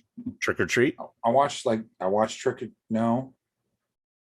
Was it Trick or Treat? No, it was it was Trick or Treat. Yeah. Sammy Curl. Yes, the Sammy Curl one. Yeah, that was good. I'm liking your Hallowed Grounds. You do a good job there, Chief. Thanks there, boss. I like those. Did you do one on Prince of Darkness? Yes. Okay, I got to watch that one because I just watched that movie the other night. It's one of my favorite episodes. I got to say that movie needs to be remade. Yeah. If you remade that now in the hands of a good director and writer, it would be so great. It was. There's some really cool ideas in that movie. Yeah. It just suffers from being dated and suffers from technological problems. You know what I mean? But I really like aspects of that movie so much. Yeah, no, it's an underrated film. And it's one of my favorite Horror's Hallowed Grounds episodes. The ending to our episode is pretty epic. I'm gonna watch it tonight. It's a short one too. It's only like a 18-minute episode. It's pretty short. Okay. Because there aren't too many locations. Right. Yeah. But I've been checking out your horror. I still want to do that thing you do one. Yeah, well, we got to do it. Our guest has arrived. Woo! Here we go. Yay! Yay! Hello, sir. Hello, Mr. Wallace. Hello. How are you, sir? My name is Christopher Nelson. It's a pleasure to meet you. I've always wanted to meet you. I haven't yet. Now we're doing it. So thank you so much for coming on the show. Thank you. Did you Chris or Christopher? Whatever you want. Chris That's what usually you is want. easy. Chris. Okay. All right. How are you, sir? Very well. Just tucked in a little dinner, so I'm feeling ready to roll. Nice. All right. Well, we have quite a few questions from fans. I've printed them out here. I've tried to arrange them. There's so many Halloween 3 questions, I couldn't arrange them all together, but I tried to arrange other film questions together to kind of go to movie. Are we already starting with the questions? I'm just going to jump right into it. Oh, wait. Yeah. Oh, okay. I was gonna get But no, to know you our go ahead. Chris wanted to Go say ahead and something. go ahead and kiss his ass a little bit first. Go ahead. Tell him how great he is. He's so great. I'm such a big fan of yours. And again, I'm so sad that I haven't met you in person. And I'm gonna just say that a lot of your work, I'm such a huge fan in all aspects as an artist and a production designer and stuff. As a artist myself, I'd like to consider myself an artist, but I just love a lot of the work that you've done. So thank you for being here, and it's so cool. I hope to meet you in person and hang out, maybe buy you a beer someday. But what have you been up to? What have you been doing lately? What's happening with you? I'm reading a prompt that says my internet connection is unstable. So if it goes on the fritz, I guess we'll know we'll have to reboot or something. Okay. Wow. What have I been doing? Primarily, I've been busy on this book that I'm writing. Sean is knowledgeable about it already. And actually, Sean, you feature in the book a little bit. I credit Sean with kind of opening my eyes to the popularity of Halloween 3 way back. What year was it, Sean? You know what? I don't know. It's funny. One of the questions a fan sent was, how did you and Tommy meet? And I couldn't remember. Well, I remember vividly the meeting. I just don't remember when it was. You came to my house with a camera crew and did an interview. That's right. And I'd never met you before, but you asked good questions. And when we got around to the subject of Halloween 3, I had gotten accustomed by that point for that to be a subject that the general tenor of the questions from most people was, well, what went wrong with Halloween 3? And the way you approached it was quite different. It was complimentary, and Sean really wasn't unabashed. For this. There you go. It was the interview. It was the interview for this documentary. For that. There we go. So now we can pin down more or less the year, I guess. That would have been 2004. Maybe a little earlier, possibly. I don't think I was still in that house by 2004. But anyway, Sean was a fan of the movie, and he kind of observed that he thought the thing was had been misunderstood, that the title was unfortunate, it was misleading, and it meant a lot of backlash from fans who had been expecting The Shape and Jamie Lee and so forth. Mm-hmm. And he said, basically, listen, there are a lot of people that like it. You ought to come to one of these festivals, these cons. And I had been resistant before because I didn't have an accurate picture of what that meant. Mm-hmm. I thought maybe this was just a bunch of bikers or something, and it would just be stupid. I just didn't get it. But Sean talked me into going. I think the first one was in New Jersey, across the river from New York City at Monster Mania. Secaucus, New Jersey. Monster Mania. No, Chiller. If it was Secaucus, it would have been Chiller. Okay. Anyway, it was a big festival, and it just blew me away. The number of fans who came up, and all of a sudden, it was a renaissance for me, and the beginning of a great deal of redemption around Halloween 3. So cut to the present, and I've been asked to do a book of the making of Halloween 3 and all the things that led up to it, and a little bit of history of what got me there. Mm-hmm. And I expect that to be out in the fall. Obviously, this is the 40th anniversary of Halloween 3.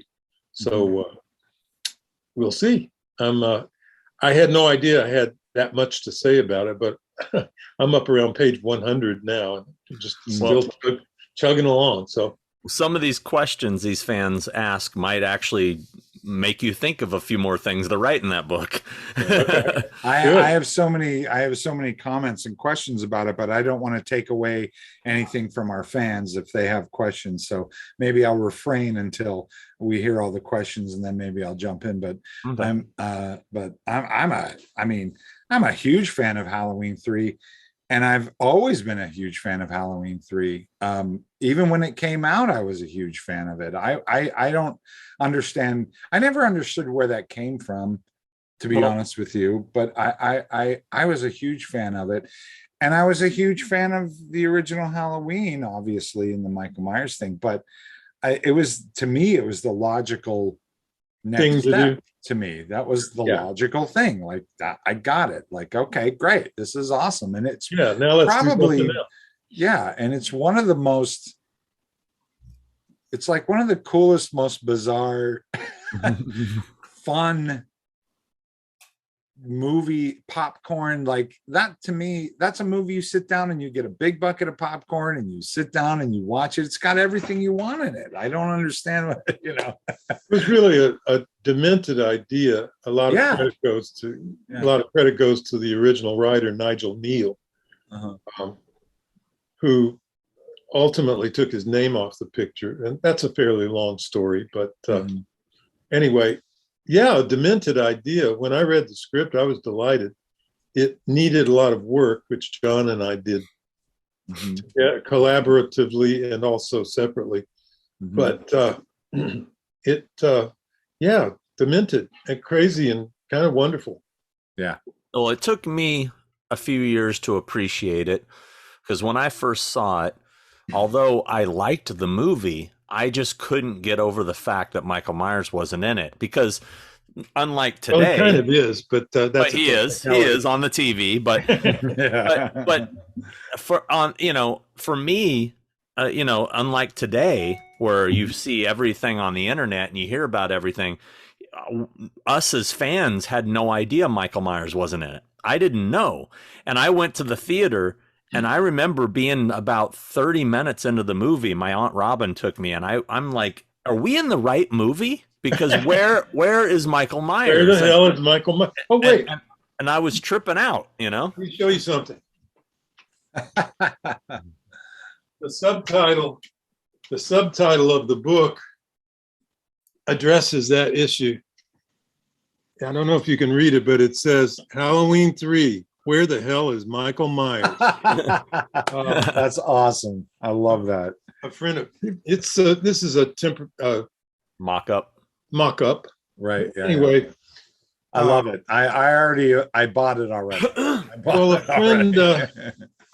Another friend from Pennsylvania had the experience that you're talking about, Sean, in the theater the night it was released. Yep. And that was where the subtitle came from, because he said, there were people in the audience right almost 10 minutes, 12 minutes into the movie, they were going, what is this shit? Like that. And one of the big ones that just floated right past him as the guy's going out of the theater is, where the hell is Michael Myers? Well, so that was me. I was 12 years old. And I saw it at the Brookhurst Loge Theater in Anaheim. And I just remember we went to a matinee. I remember it was like a 1 p.m. showing. So there wasn't very many people in the theater. It was the day it opened. There was maybe, 15 people. It was the first showing, I think, ever, What early. month did that come out? What was the month that it came out? Did it come out in October? Yeah. Oh. It did. Okay. Yeah. Right at the beginning, I can't remember the exact date, but it was right at the beginning of October to work up to Halloween. Right. Okay. Yeah. And I just remember sitting there just totally confused. I couldn't enjoy the movie because You kept waiting for... I was like, what is going on? I remember leaving. Weird. Well, because back then I was the opposite. I was the complete opposite experience. I have it. the yin and yang of the Halloween. It was tree in Fangoria, because You're Fangoria far older than me, though, Chris. So I you know, don't know. my About young. far, well, let's take it easy with the far older. But I remember reading the article in Fangoria, I believe, covered it, and I was like, okay. I didn't read it. Okay, great. I don't give a shit. Like, okay, it's a Halloween. It's about Halloween. It's about the time, you know. And I had the opposite experience. I went and saw it, and I was like, this is fucking badass. It's about Halloween masks. You know, at that time I was a kid. All I was into was the masks that were killing the kids. You know, I was like, yeah. You know? Halloween 3 more so than the first 2 about Halloween when you get down to it. It is talking about the holiday and the yeah hoopla and the history of it and the ceremony and all the rest. Yeah. Far more about Halloween, right? itself. Right. But I mean, I know we have a ton of questions and stuff like that. We'll get to that stuff, but I just want you to know that it's. I don't want it to be all about the Halloween 3 thing, which I fucking love, by the way, and I watch it often. But also, I mean, I gotta say, I just want to go on record real quick and just say this, and then we'll get to questions. Amityville 2, that script, that movie is one of my favorites. It's one of the most well-written, disturbing, coolest movie. That movie, when that came out, I don't know how close the movie got to what you intended writing wise, because that always changes and it's always a different thing. We've got questions. Okay, we got questions. You're doing it now, Chris. I'm doing it. I'm gonna step back. Okay, go with the questions. All right. I do want to say one thing about the advertising around Halloween 3. I've looked back at my God, the movie was hyped from one end of the country to the other, but nobody really thought to spell it out in plain English what was coming. Mm-hmm. And you'll see in my book that I've actually written an ad that might have been, or could have, would have, should have, could have been, to try and set the table for an audience that what I've learned since generally is people don't read. They glance maybe at a poster and they look at the picture and they see the title, but unless you really spell shit out for people, they're not gonna get it. It's gonna have to be really driven home. Yeah, you have to be really heavy-handed with stuff. And and we weren't. Not from one end to the other. I think we were really short-sighted about how to set the table for this movie. Well, I will say this. It's one of my all-time favorite movie posters. I love the Halloween 3 movie poster. Do you know who was behind designing that by any chance? Well, I had a modest hand in it simply because you guys are familiar with anamorphic photography. Yeah, it's my favorite. Okay, so you've got a lens that squeezes a wide image onto a piece of 35 millimeter film. Mm-hmm. And then you've got a translator image when you project it that unsqueezes it back out to that big wide screen that is so powerful. On film, the image is squoze, it's elongated. Mm-hmm. And I got a glance at that shot in the cutting room of those 3 trick-or-treaters walking on the hillside. Well, it's in the movie, it's an eerie shot. Yeah. But you talk about triple eerie. When you look at the 35 millimeter, it's that squeezed, strange, elongated thing. They took that and ran with it. I think they did a brilliant job with the poster. Yeah, for sure. That poster is amazing, and I'm a huge fan of anamorphic. I think all movies should be shot anamorphic, in my opinion. But there are a lot of substitutes now that are pretty good. That you don't have to go through the same stuff you do. Anamorphic lenses are very not sensitive, especially if you're shooting a horror movie. So half your movie's at night. Yeah. The most important job on the movie becomes that of the first assistant camera. That poor sucker has to keep things in focus, and it just has no range whatsoever. It's Right. not forgiving at all, which Right. is why not all that many people do it. Right. They'll go for the substitute, which is easier, or several Interesting. substitutes. Well, should I start banging through some of these questions? You should, yes. I've taken too much of your time. Go ahead. All right. The first is from N. Castles, said, ask Tommy if he thinks Nick is the most handsome Coupe de Ville. Without a doubt. I think we have to give that over. Actually, the fans should decide. Okay. The fans should decide. Yeah. Okay. Okay. So the first serious question, he did post that, by the way. I do know. I recognize the email address. Do you still see Nick? Yeah. Yeah. Actually, I believe for the last couple of years, our exclusive meetings have happened at these festivals.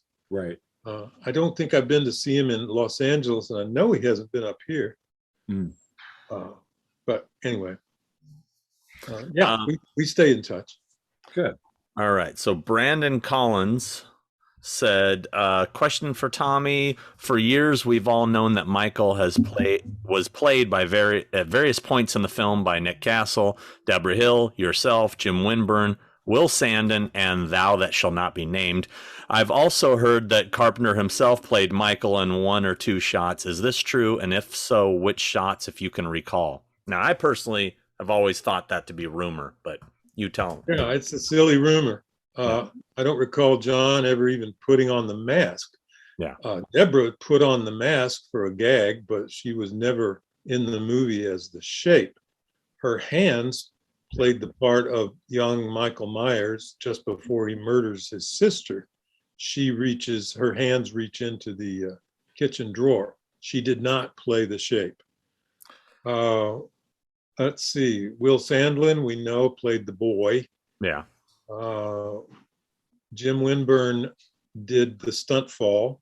Yeah, just his ass falling to camera. That's it. Right. Yeah. Tony Moran. Thou shall not be named. No. Oh, sorry. I was making a joke. Go ahead. No. Actually, I couldn't think of who you meant at that moment. But no, Tony did a great job in one scene, being unmasked as the actual human Michael Myers. And then the rest of it was Nick or me, mostly Nick. I did the sort of the utility Shape whenever we had to bust something, break through a door or a window, or most notably the closet scene at the end. Nick did all the rest, of kind of, stealing around and staring and stopping and walking one place to another. That was all Nick. Well, I know there was a rumor for years that the shot across the street when Tommy looks out the window and sees the silhouette, people have said that was Deborah in the costume, but I know now for a fact it isn't, because I've recently come across those photos that actually show that it was definitely Nick, and I can't really get into what's in those photos, but it definitely was Nick for sure. I was there when Deborah put on the mask just for fun. Yeah. And believe me, it would have never happened. It looked ridiculous. Right. There is a difference. Yeah. Nick and I have fairly similar physical characteristics. Yeah. So we could exchange it, but Deborah did not have the same physical characteristics. That's what's amazing about the mask of that nature, and I've experienced obviously in these 3 movies that I've done. That mask looks so different on every single person that you put. Yes, it's so different. Like, I'm not talking just a little. It looks so vastly different, and several other factors come into play. It's never the same mask after the original Halloween. Even the ones on 2, they called me, I don't know how many times, to try to work it out, but they had Don Post involved.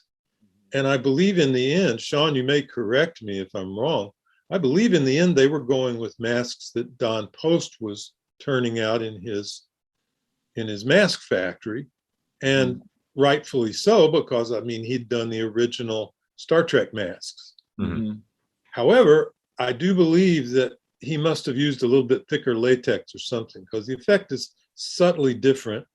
Not to mention the fact that Dick Warlock is wearing it, and Dick has a big square face, handsome guy, but not like either Nick or me in terms of the shape of his face.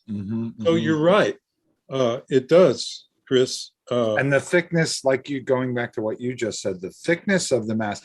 When I was going through this process for every single one of these movies, these 3 movies that we've just done, the thickness is a big thing. It was a huge, we're going, when I start dwelling masks, especially if it's a new mold, if the mold's baked out enough, how long is the dwell? We time the dwells. We go, okay, this dwell is 18 minutes. This dwell is 12 minutes. This dwell is 8 minutes.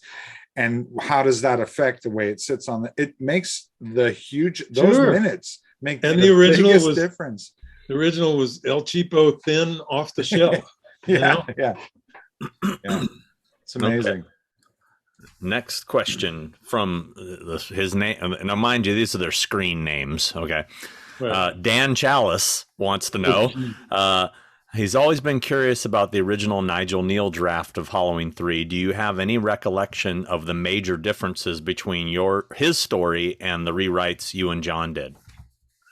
I think because it's a complicated question, I'll just say to Mr. Chalice, the book is coming out in the fall, and I really go into detail about that very thing. The broad strokes are that Nigel's draft was strange. It was definitely a very quiet descent into a nightmare. And there were some scary things about it. But all in all, it was kind of surprisingly flat. And John and Deborah and I, and really everybody who read it, went, wait a minute, we're going to have to punch this up. I think I got my finger on it when I described it as being perfect for a British television show of the 50s, or an early, really eccentric episode of The Twilight Zone. And I don't mean that as an insult to Nigel. He was a master of that medium, but it was as if he'd never seen a modern horror movie somehow. In other words, Halloween started a new trend in horror that was followed by just, a wave of stuff. Yeah. And I don't think he was even conscious of any sort of conventions that had been freshly hatched. It just pop-up scares or big operatic murder scenes or anything funny. I don't think fun was on the menu for Nigel. So maybe kind of dated at a time when the horror genre was making a big change, a modern change. It was very dark and very quiet and very flat. And he had a thing against the Irish that was peculiar. I mean, really, it was disturbingly sort of insulting to the Irish, and they were being used as the butt of all the jokes. Wow. And Andy Murray, his biographer, I had a conversation with him like this, and he had the opinion that Nigel was trying to send up stereotyping. And I thought, yeah, wow, that would have been a good idea, but it didn't read that way. It read like racism, classism kind of issues that were just like, wait, man, you can't do that. Interesting. I mean, it does send up the Irish still in its present form. But man, did we round it off a lot. Yeah. Well, so they're gonna have to buy the book to get the rest of that juicy stuff. Definitely buy the book. It explains all that in like 30, 40 pages of detail. Good. Exciting. That's awesome. McGreedy Outpost 31 wants to know, what is the coolest piece of memorabilia you still have, and how hard has Sean tried to get it from you? He didn't qualify whether he's talking about Halloween 3 or just any other movie. Just any piece of memorabilia, period. I think Sean just got a fairly prized piece of memorabilia. I'm so jealous of that piece of. We are talking about the journal from the Fog. Pretty amazing. And Sean was after me for years about that. Finally caught me in a weak moment, and I let go of it. But I know it's in good hands, so I'm not concerned. Other memorabilia, oh gosh, I've have you kept a lot of stuff? Not really, Back when we made the movie, had I known what I know today, I would have hoarded every mask and virtually every prop. But no, we just let them go. I know that Randy Moore, unless he sold it, he still has the tombstone. Yeah. Oh wow. And the Danewood, I believe. You don't have anything from it? From it? Yeah. I've got a couple of red clown noses that Tim wore. Oh. Screen snot wore, snot and all.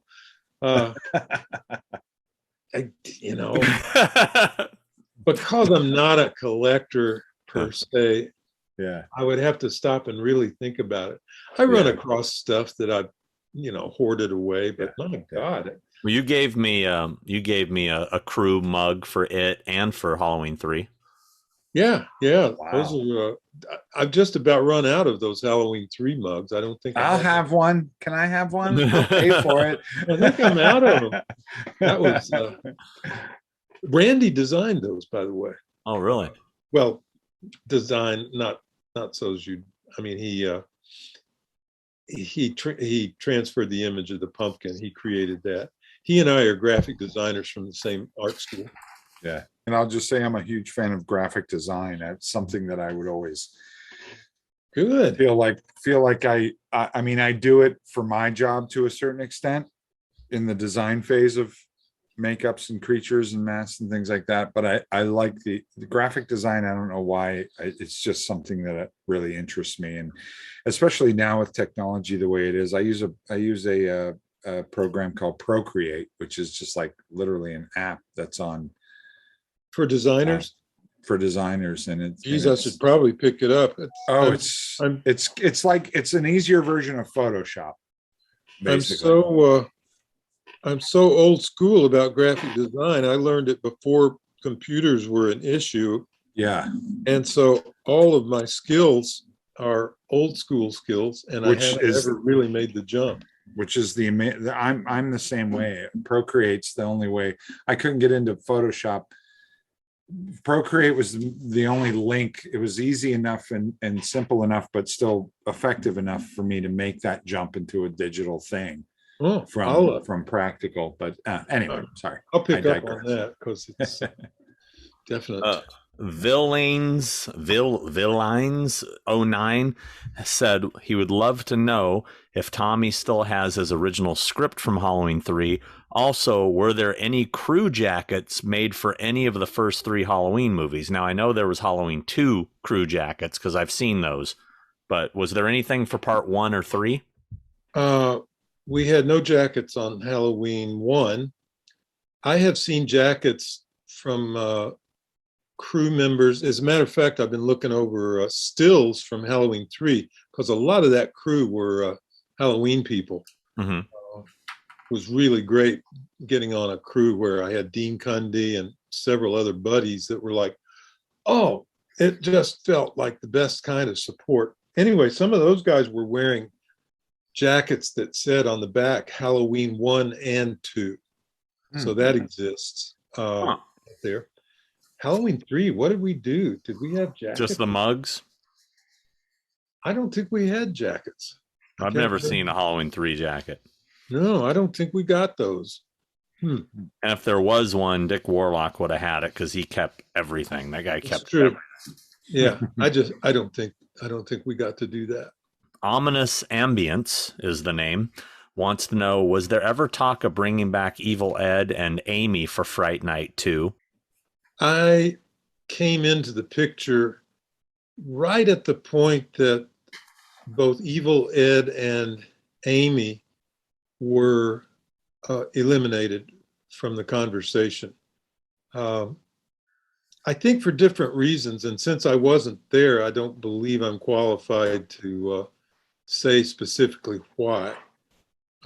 But I walked in the door, and my only instruction was, as I was rewriting a script that already existed that included both of those characters, and my only instruction was, okay, wherever we go, those two aren't going to be in it.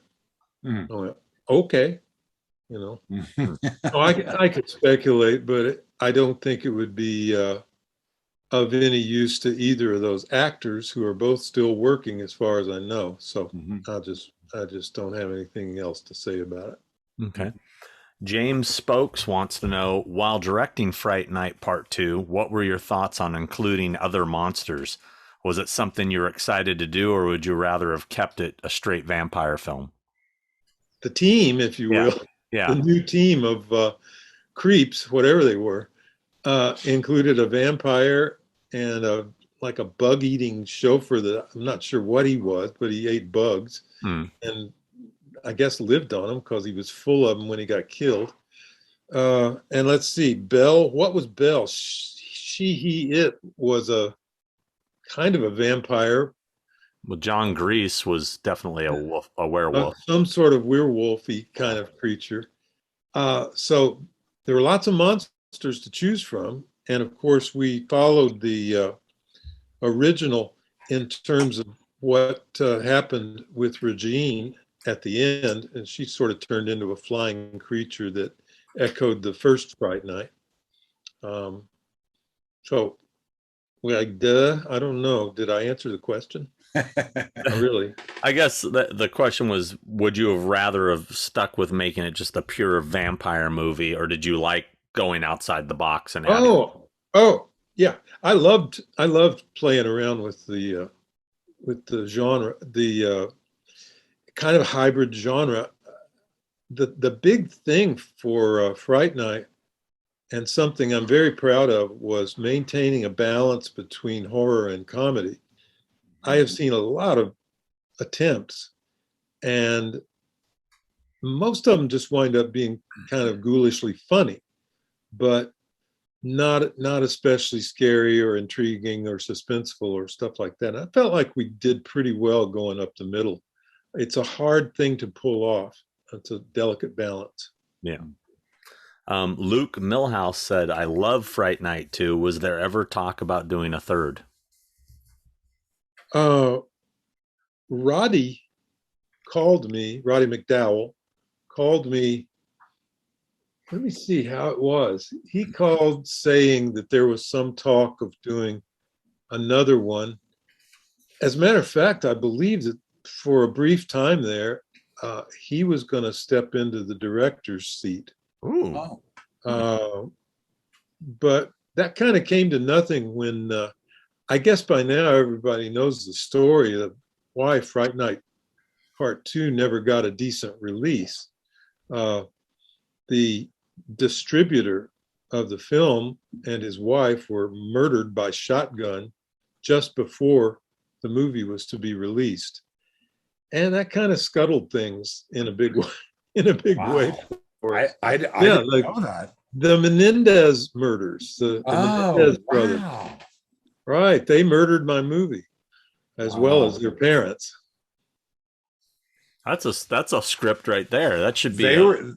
That's a movie right there. I tell you, it was hard luck for a good movie too, because that movie's never gotten the proper release. In on video. It really should have a good Blu-ray version, because it's Mark Irwin shot it, and he did a brilliant job. And Dean Cheddar was the art director. It's a gorgeous movie. Speaking of widescreen. And deserves to be looked at again in some sort of decent form. I completely agree. I haven't seen that movie in a while, but the one thing that comes back to me about it is we really got out into some interesting territory with, like, she was a performance artist, and we got to see some of the work she was doing, the dances and all that stuff. I really enjoyed that. It was very different. I enjoyed it too. Yeah. Julie Carmen. Yeah, no, she was smoking hot in that movie for sure. For sure. Bailey Hart said, did you have conversations with Stephen King before making it? And did he give you any advice for production, like the way Pennywise looked in clown form, etc.? Stephen and I corresponded by letter, but I've never spoken to him. And funny story, I was sitting on a beach at Malibu with my girlfriend at the time, staring out at the ocean, and Stephen King comes walking by. I know it was him, but I was kind of taken aback. We'd never actually met in person, so I didn't expect to be recognized. But I called out. I knew that his friends called him Steve. And I said, "Hey, Steve." And he stopped and looked. And then he walked on and said, "I do look a lot like him, don't I?" So I thought, okay, sooner or later we'll meet at some party or something, and I'll tell him that story, because I know it was him. And anyway, he was very complimentary about the movie and liked it, wished that we'd had more time and money for special effects, but overall I think his feeling was it's the same as mine, that our great triumph was in casting and the characterizations from child to adult. I think that was the movie's secret weapon. Yeah. A good friend of mine did Tim's makeup. His name was Bart Mixon. And I know Bart. Yeah, sure. Yeah, Bart, I met Bart. It was Fright Night for sure, but was it even before that? Might have been even before that. Bart and his buddy, his brother Brett. Brett And Bart, named after who? The Maverick Brothers on TV at the time. Bart lives just a few blocks that way from me. We've worked together for. Oh, do you bump into him? Oh yeah, all the time. Well, we go have lunch at the. I will. We go have lunch at the Coral Cafe nearby, and we work together on a lot of productions. But I see Bart all the time. He's a very good friend of mine. Yeah. He's a good guy. He is indeed.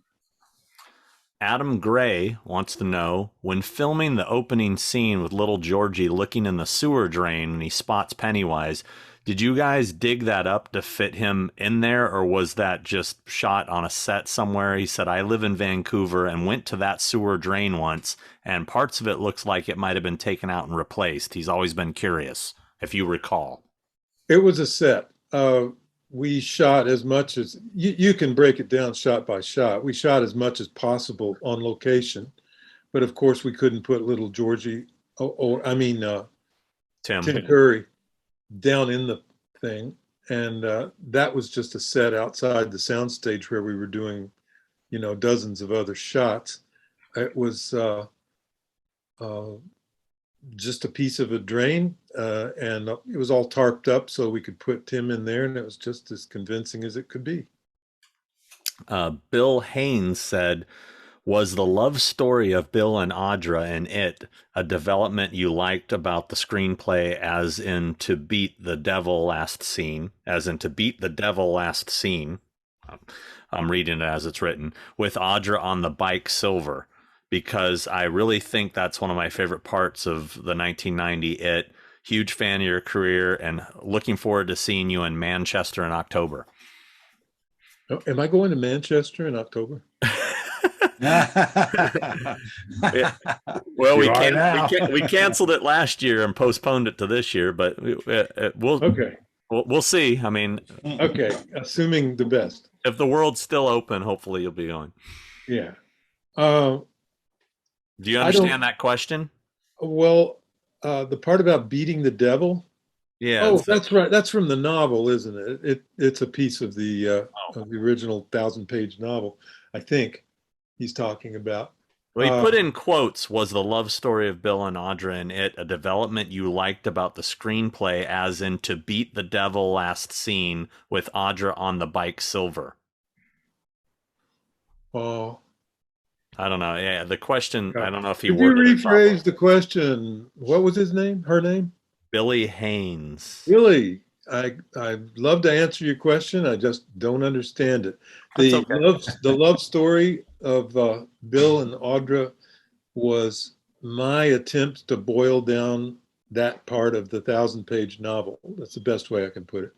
I thought it succeeded and I liked it, but geez, it's almost like we had to do the Reader's Digest version of it, because a 2-night miniseries, just boy, it was really a squeeze job to get the high points in. Yeah. Brendan Garner said, have you seen the 2 new It movies, and what do you think of them and how they stack up to the miniseries? I must confess I have not seen either of them, although I have them here, and I will get around to looking at them. I wish them all the success in the world. The only thing I have to say is that the Pennywise image was odd for me, because Pennywise is supposed to be attractive to kids. That's why they'll go with him and then he can kill them. That Pennywise looked terrifying and sinister, and no kid in their right mind would go anywhere with that clown. Yeah, I thought that was a built-in flaw of overzealous makeup wizardry.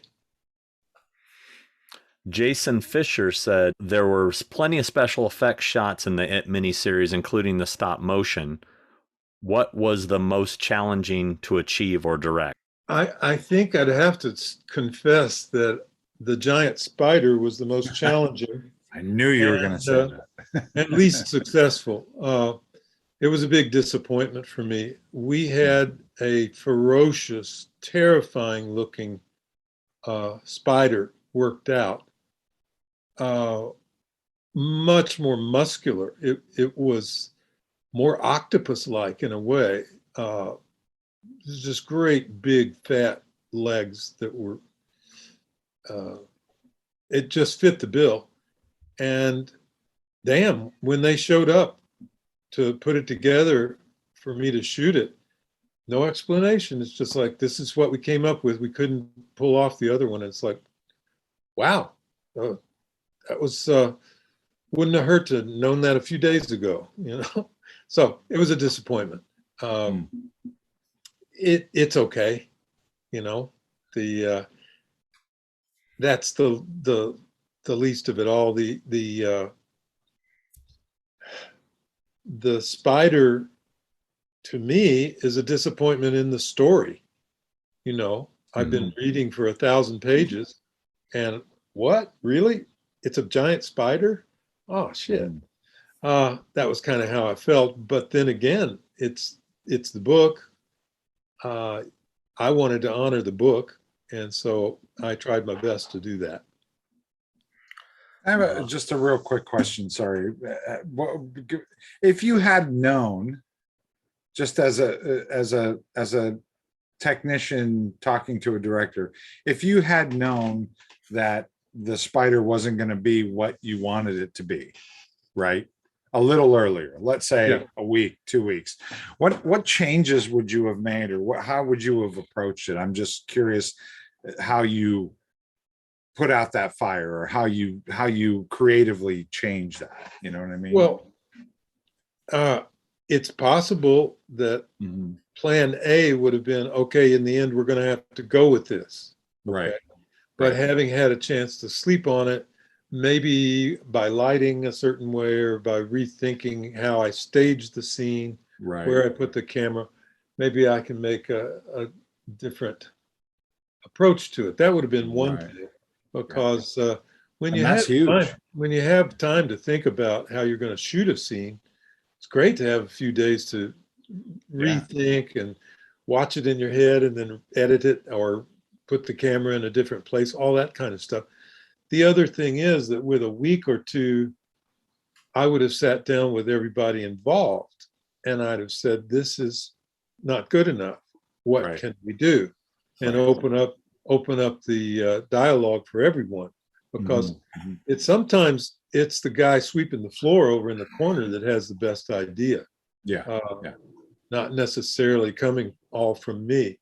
I don't know. I would have asked, well, okay, what kind of solutions can we beef this thing up with? What if, just off the top of my head now, what if the introduction of the spider is staged differently and there's a big bunch of spider webs that the spider has to walk through to come out into the opening?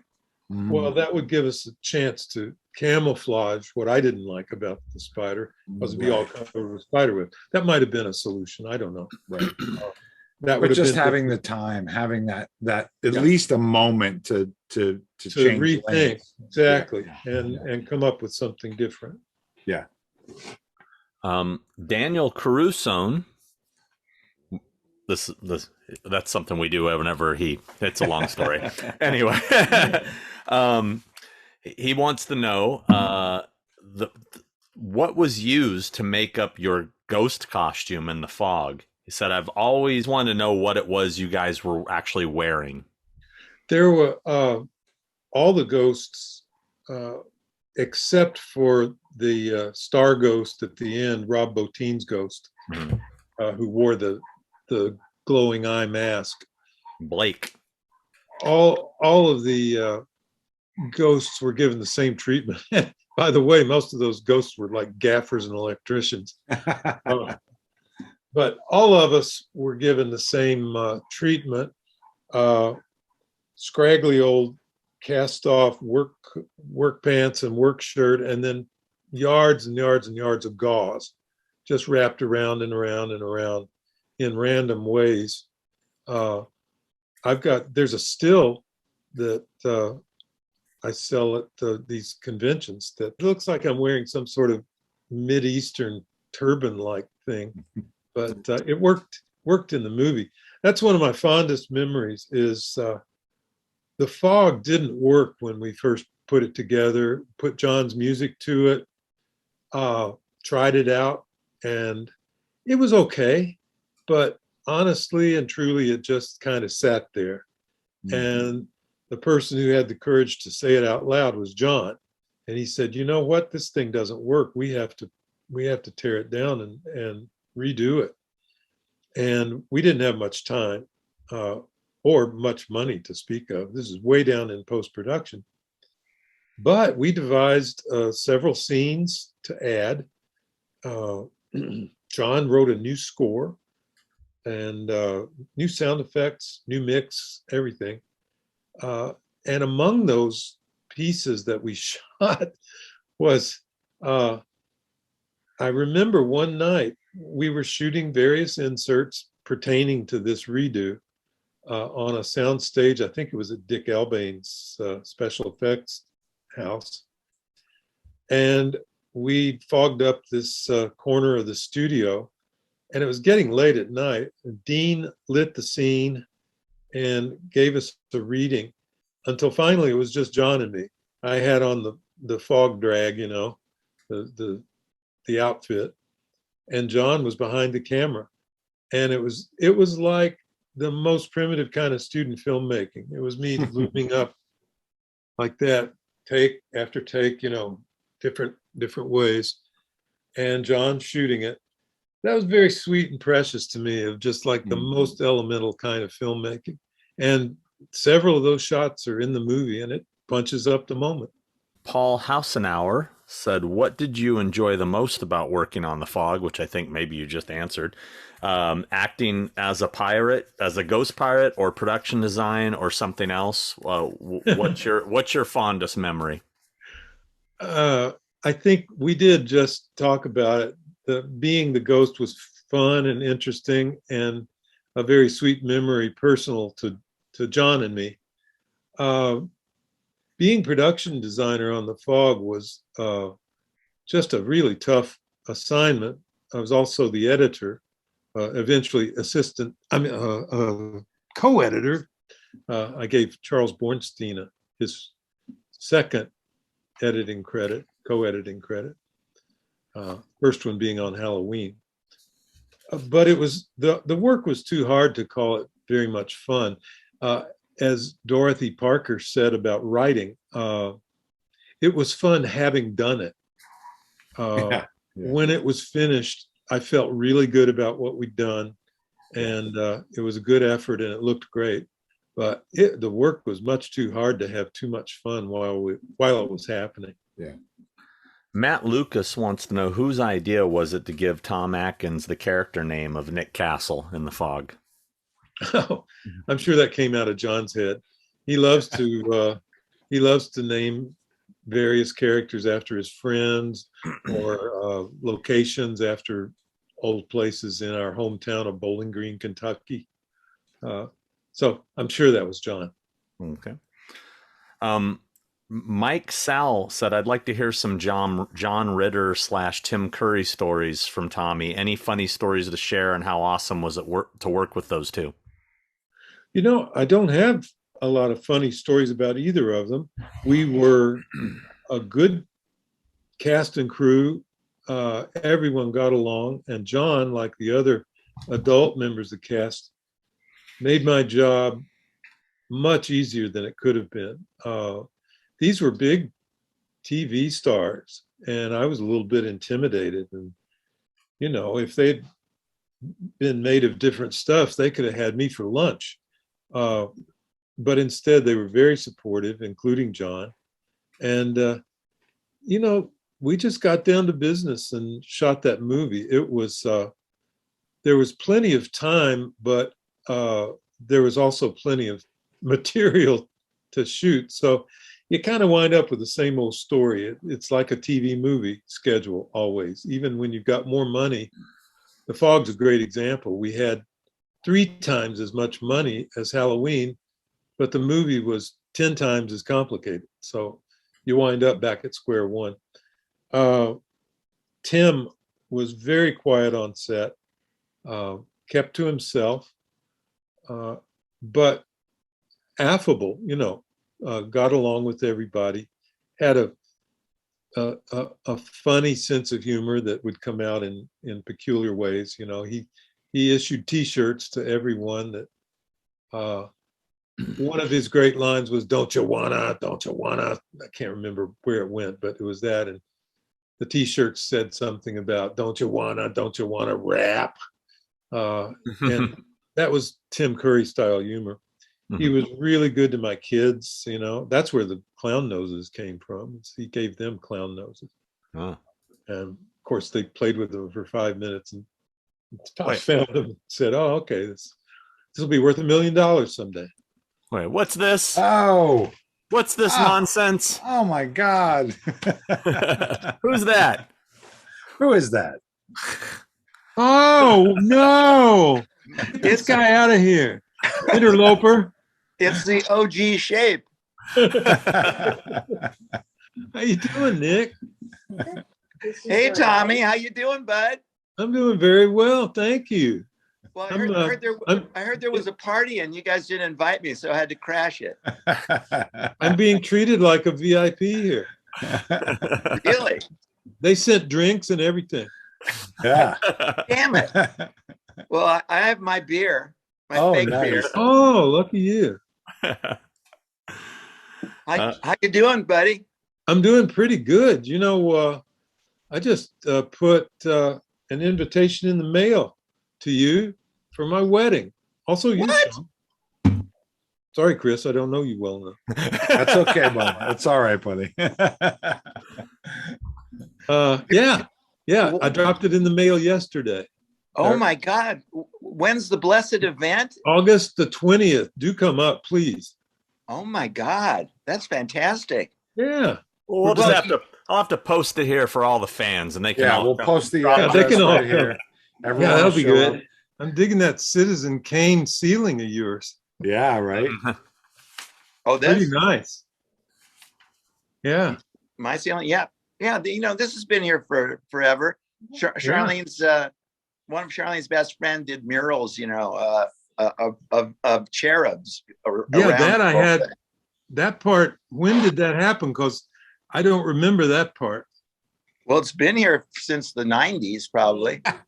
Well, then I was just not looking up when I was at your house. Nick, do you have a basket of chips in front of you? No, I have mozzarella. Oh, that's better. That's better. This was bring your own mozzarella to this party. Right. Yeah.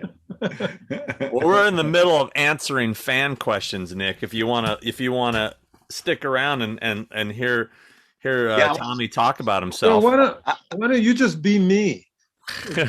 Yeah, I think I know all the answers now for Tommy, so I could just do it. But I'll move my mouth, Nick. I'll move my mouth, and your voice can come out.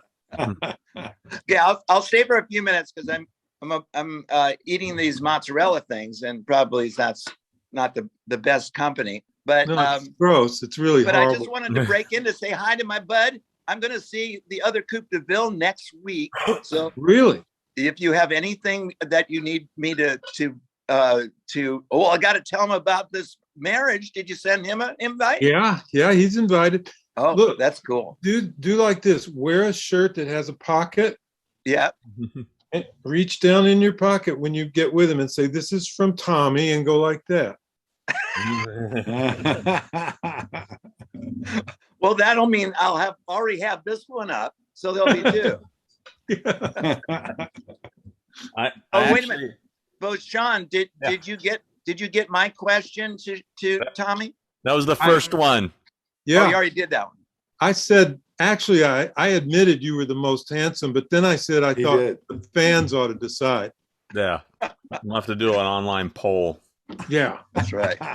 So I actually have a Coupe de Ville's question here, since you're both in the house. We got. Oh yes. Ben Gebhardt said, "Can you tell us any funny or memorable stories from the Kentucky days growing up with John, and any chance the Coupe de Ville's album could be re-released, maybe from Waxworks Records or somebody?" Let's see.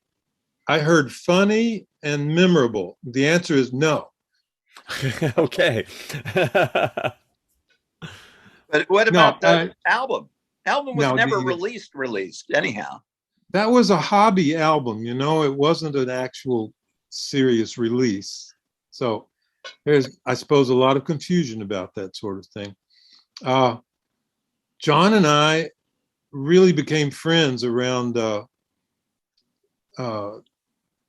we were both in the orchestra. I played trombone and John played violin. And this was the time of the British invasion. And both of us, unbeknownst to each other, because at that point we were acquaintances, but not really friends, but we had both picked up the guitar and started plunking around and learning how to play the guitar separately. And on this particular orchestra trip, I noticed that John had brought his guitar and he was sitting around the back of the bus and all these girls were gathered around. What's this? And so I sidled back there and it was Beatles tunes that he was singing. So I started harmonizing with him. And we became fast friends and formed a kind of Peter, Paul, and Mary trio with his girlfriend. And then that evolved eventually into rock and roll, a 5-piece band, and, a cover band playing soul and psychedelia to Southern Kentucky, to sock hops and frat houses around that part of the country. So that picks up again at USC, where Nick enters the picture. He and John were classmates. I was the new guy. John had by that point developed a local reputation for writing music, and he was in demand because every student film has a filmmaker who wants some kind of original music for his show. It got old real fast just doing like Cat Stevens records and stuff. So John would get a gig and he'd call his buddy Nick and he'd call his buddy Tommy, and we'd come in and do one thing or another on the track. And that was the birth of the Coupe de Villes. Well, Marcus Jewell says, do you have any memories from the Coupe de Villes? I love the album. It was also nice to hear the song you did vocals for in Halloween Kills karaoke scene. I don't know if you even know about that, Tommy. I did a scene in Halloween Kills. No, there's a character sings one of your a song that you sang on the Coupe de Villes album during karaoke. Well, I only sang one song on that album, so well, there it is. Must have been that, whatever that was called. They won't save you. I'm a done man around. I can't remember. She doesn't love you, and she doesn't want you anymore. I think it was. No. Okay, well, that's news to me. I tell you what, if you guys did re-release that record, like officially put it out, it would sell. And I mean, it would. Yeah, I don't know. It would. I know I've asked John about it before, and he completely blew off the idea. He was just like, oh. No, people. If you did a limited release of that, they would gone. Yeah, it'd be gone. Yeah. John, see, he has catapulted himself into the recording world as a what would you call it, Nick? It's like his brand of music now. It's instrumental, mostly synth based. It started out as soundtrack type music, but I think he's expanded into just compositions, instrumental compositions. Oh yeah. Well, but I think Sean is right. For a limited amount of people, if you certainly there's a fan base that goes that knows everything John Carpenter ever did. They're probably stalking him right now as we speak. They're outside his window. Well, and the both of you too. So don't sell yourself short. Yeah, well, that's good. I mean, oh my God, we are part of the trivia. Yeah, of John's world. So, yeah. But I agree. Like if John, I'll talk to John on Wednesday and see if we can start. We'll start this as the momentum from this person's question to get it out. There is always that mythical second album we never did called Dare to Be Cool. You remember that? Yeah, we were gonna. There's a song. Isn't that a Devo album? Remember through being cool. I know. Remember the theme to Assault on Precinct 13? Yeah. Yeah. I wrote a rap tune with that music called Dare to Be Cool. And there was I think it was just drunken conversation we had one night that, okay, yeah, this will do. Let's do an album. And then we never did. Well, we certainly have all that other material that we did on for the rap. Oh yeah, and parties. Nick wrote some of the best songs, the funniest and the coolest songs that you've ever heard. Yeah, that really gets me excited thinking about doing some of those songs you wrote. Were they ever recorded? In a crude version, yeah. I think we just turned on the tape recorder, and maybe there's a recording of that party. Yeah, we can call them the basement tapes and sell those too. Bootleg. Yeah, those bootleg. Boot de Ville. The Boot de Villes. Our third. I'm gonna head off here and finish my dinner, and I just wanted to say salute the master filmmaker, Mr. Tommy Lee Wallace, on his special night here with the crazy people with two heads. Okay. Thank you, Nick. Good to see you, sir. See you later, Love guys. You, all right. Love you. All right. Back to business. All right. Back to business. The movie Graveyard wants to know. Toward the beginning of Halloween 3, when Tom Atkins looks at the pumpkin mask that Ellie's father was clutching, the tag reads Silver Shamrock Enterprises, where all the other masks say Silver Shamrock Novelties. Just curious why this tag was different. Was it an early prototype? And I've asked you about this before, and you couldn't really remember, right? I didn't even know that detail, but I think he's answered his own question. It was an early prototype. I'm not sure why we changed it, don't know. So one of those mysteries that probably will never get answered. And another thing, we should probably, and I'm going to put this to bed when we have Jamie on the show, and we are going to have her on the show eventually. There's the rumor. I just emailed her that very question. Oh, about the operator thing? Yeah, I mean, because I've asked her about it, and she said it's absolutely not her. Yeah, and I emailed her to confirm that. She said no. And I honestly can't remember, so got to take Jamie's word for it. And I feel responsible for putting that out there in the world because I brought it up when we were doing the audio commentary for the movie. So it's on the Blu-ray forever. And then I found out after it wasn't her. So, oh well. Yeah, my fault. just sound alike. Yeah. Luke Sowers said, Tommy, with all the love from Halloween 3 that it gets and deserves, if they made a TV show set in that universe, would you be interested in returning? And do you have any ideas for a sequel or spinoff for it? Short answer is no. I mean, would I go and participate in a TV show devoted to what? Halloween 3? Yeah, if they wanted to turn Halloween 3 into a TV series of some sort, like a Silver Shamrock spinoff or something. Oh, I would definitely be up for talking to somebody about that and kicking it around. Oh, there's that weird internet problem. Did we lose him? Oh, there you're back. Okay, you froze for a second there. He's froze again. There you're back. That's just me, maybe. No, you went like that. So you pulled a Max Headroom. Yeah, for a second. Pretty much.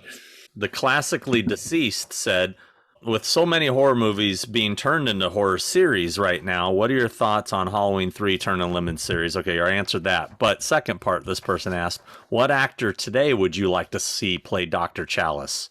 And what would you think of the idea of Tom Atkins playing Connell Cochran? Well, those are good ideas. I just uncovered a letter that I'd totally forgotten I wrote before we cast Dan O'Herlihy as Cochran. We tried to get Fred McMurray. Oh, wow. That would have been very different. Think about very that. I'm thinking about putting that letter in the book because it's a real heartfelt pitch to him that, you see, my generation grew up with Fred McMurray as like this amiable dad. My Three Sons, right? Was he on My Three Sons? And then later as like the absent-minded professor or the nutty professor or whatever it was, the Shaggy Dog kind of, these silly Disney comedies. But then I saw Billy Wilder's Double Indemnity, in which Fred McMurray plays a total shit. And he plays it really convincingly. And that was what put me on to him. And I think had he deigned, to do our movie, it would have rivaled. I won't say it would have been better than, but it would have rivaled what Dan O'Herlihy did with it. So that was an intriguing thought for me. I know I skipped over the actual question, so that's okay. That was an intriguing story. I forgot that was a great. That was a great piece. It's fun to imagine what he would have done with the part. I guess the question is, who would you have play Tom Atkins' character today? Who would play Dr. Chalice today if you were casting it today? Oh, Johnny Depp, of course. And Amber Heard would be Ellie because she's a fucking robot. Oh boy. All right. Let's see. Speaking of which, the Ever Scathed said, in Halloween 3, was the character you voiced for all the Silver Shamrock commercials just a guy employed by Cochran to do his bidding, or were you a robot just like the rest of his employees? I I think he's kind of being funny, but I could answer that, but I'd have to find him and kill him. There you go. That's the right answer right there. That's it. And he said, by the way, during the whole pandemic, anytime someone left my house, I'd always tell them in your voice, don't forget to wear your mask.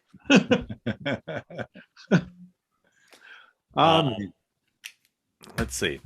I get better at that voice as I get older. I think it's the voice of an old man. You had no idea you were impersonating yourself older at that no time. idea at all. Actually, No I had no idea it was going to get in the movie. That's right. It all started on probably Assault on Precinct 13 or Halloween.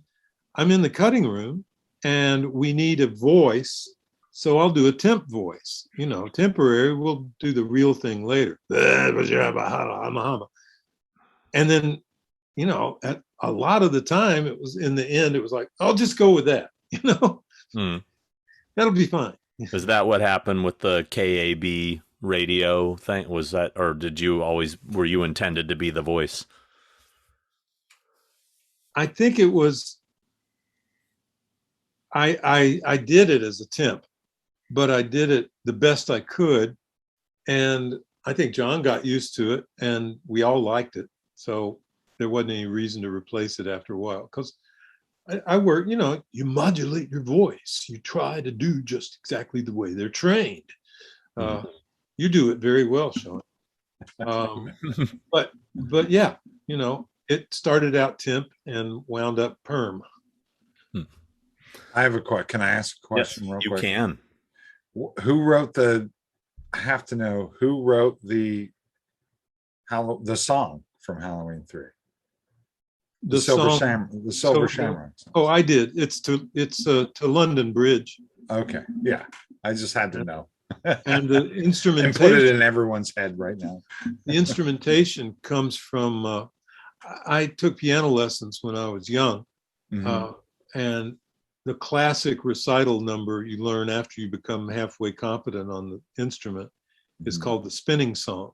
And it goes ding ding ding, ding ding ding, but the left hand goes boop, boop, boop, boop, boop, boop, boop, boop, boop, boop.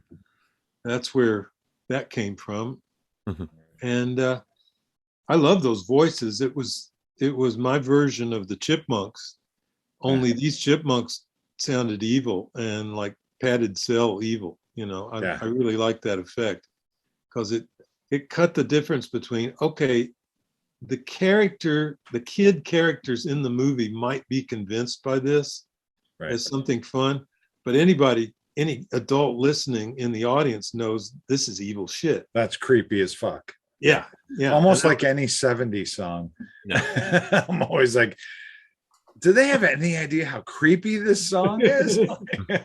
Yeah, I loved it. I really. Do you remember who the voices were at all? Who sang it or anything? I sang all of it. Oh, did you? That whole thing is me. Every keyboard, every voice, everything. Amazing. Oh, that's amazing. It's great. I wonder who those kids are in the commercial. The kids that are just going like this. I wonder where those kids are today, or if they have any idea. Probably you ought to be representing them at one of these. Give me a call. Dang. That'd be hilarious. People would buy that autograph. Al Gonzalez, speaking of voiceovers, he wants to know the story behind the neighbor's voice in Halloween 2. I've said this to you before. I'm 100% convinced that's your voice in Halloween 2 at the beginning. When it says, I've been trick-or-treated to death tonight. It's definitely your voice. It could be. Rick Rosenthal called me. I didn't have anything to do with Halloween 2 after quitting. After I got the script and didn't like it, I just dropped out. But there was a carryover, media carryover. I guess I did. Rick called me and asked me to come in ADR and provide some, I guess it was radio voice stuff, sort of whatever I can't remember what the announcement was, but it wasn't the big giveaway at 9, that was Halloween 3. So it must have been like, whatever was going on the TV, I was doing something to service that. but maybe I threw in something else. I don't know. Could easily be, because I was there and did that for Rick. This kind of goes into that. Keith Ashabranner said, "Do you regret not directing Halloween 2 just a little bit?" And I think it would have been great to have you if you had done it. I know it would have been a different story. I believe maybe the reason why and not sure is your It movie. I think maybe he's thinking no, that couldn't have been. Those are totally different timelines. Oh no, he said, and your It movie I enjoyed a lot more than the new one. And have you watched the new Halloween trilogy? Well, obviously you haven't seen the third one because it's not out yet. But no. Let's see, bunch of questions all piled up together. Well, first, do you regret not trying to do Halloween 2, or are you glad you passed? I'm glad I passed. Emphatically, it just wasn't for me. There are two issues. One is, can you read a script as a director that you roundly and soundly hate and go out there and do a good job with it? That's a challenge that I don't believe in. I think a director needs to believe in the material and to be really behind it. And that's from my own selfish point of view. From the other side of the coin, the makers of a movie deserve a director. The producers deserve a director who is gung-ho, who loves the movie, who's behind the movie 100%.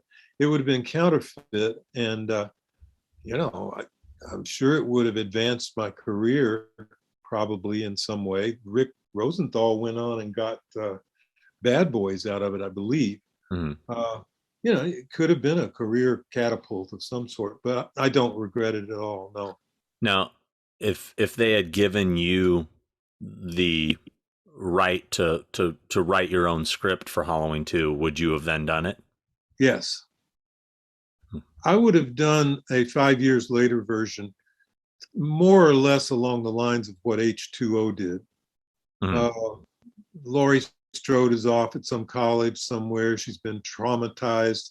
It seems like a fairly secure place. It's got high walls around it, blah, blah, blah.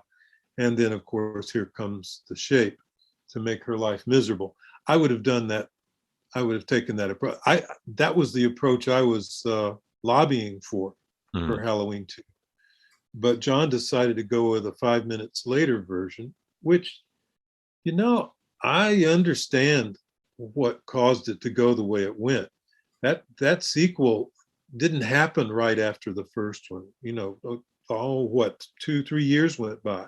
And in the meantime, the arms race of violence and gore and blood in what became known as slasher movies was just through the roof.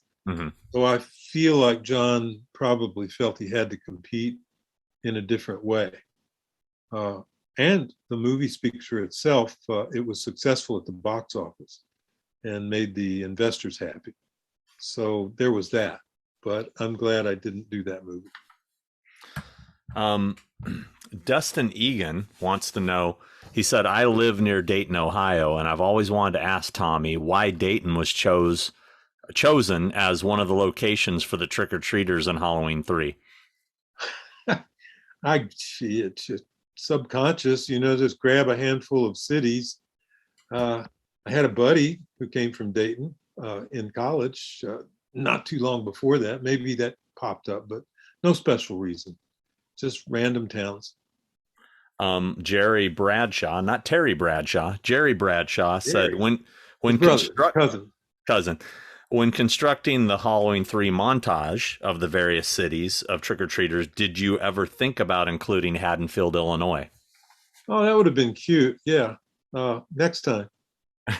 So it never crossed your mind? No. See, Read, and Hear said, I got a question for Tommy. What was it like to see Halloween 3 masks show up in the very prominently in the new films? But you haven't seen the new films, right? No. Well, that's neat. Hey, Sean, Yes. I've still got that beautiful set of Tommy Lee Wallace autographed Halloween 3 masks. Mm-hmm. I think about them sometimes. That was a beautiful thing. Did you ever, we never did get around to doing the shape mask as an autograph edition. No, we didn't. Nah. No, it's too late now. Now that all that stuff is licensed and it's, we'd get sued. Too bad. I can help you out with Yeah. Let's see. Okay. Now we're going to get into some Amityville 2 questions. Okay. So, it's weird to me calling it Amityville 2 because in movie time it comes before Amityville. Yeah, it should have been Amityville the beginning, but or something, yeah. Or just Amityville the Possession, not Amityville 2. Actually, that's what it was. Just take the 2 out. If I go back to my old script, if I've still got it, it says Amityville the Possession. Yeah, that's what it. Yeah, if you'd have just taken the 2 out, this movie, I can't wait to talk about this movie. Okay, go ahead. Brandon Jones said, "How did you get involved with Amityville 2, and how did the idea of it being a prequel come about rather than a sequel?" I got that movie the conventional way. My agent told me somebody wanted to talk to me, and it was one of Dino's employees, a guy named Charlie. And I guess I said the right things and got a meeting with Dino based on that first meeting. And I think Dino was very open to what was up, what I had on my mind, which is something that was great about him. He's a very opinionated man, but he was open to ideas. And I think I talked about all the fictions you could come up with as, okay, what if, return to blah, blah, blah. But I said at the time, there's a history with the house that is fact, that murders occurred in that house. And a guy named Ronald DeFeo is in prison for those murders. And maybe we could look more closely into the idea that those murders didn't just happen because some guy went crazy, that it's in the house, that the house caused it in some way. He liked that. And so I got hired that way, wrote a script. It was very heavily about the deep past, about Native American days before white settlers came.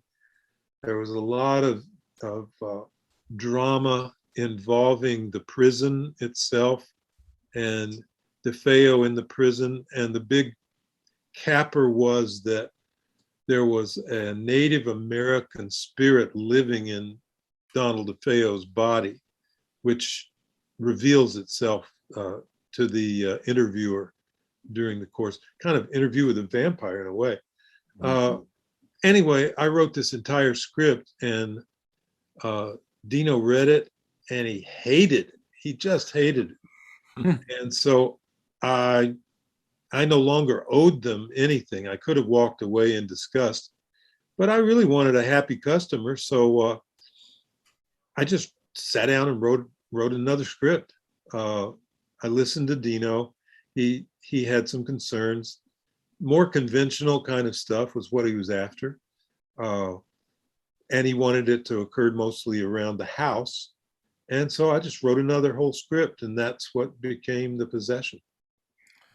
Well, I've got a lot of these Amityville 2 questions kind of cross over each other. So I'm going to ask like 2 of them in one here.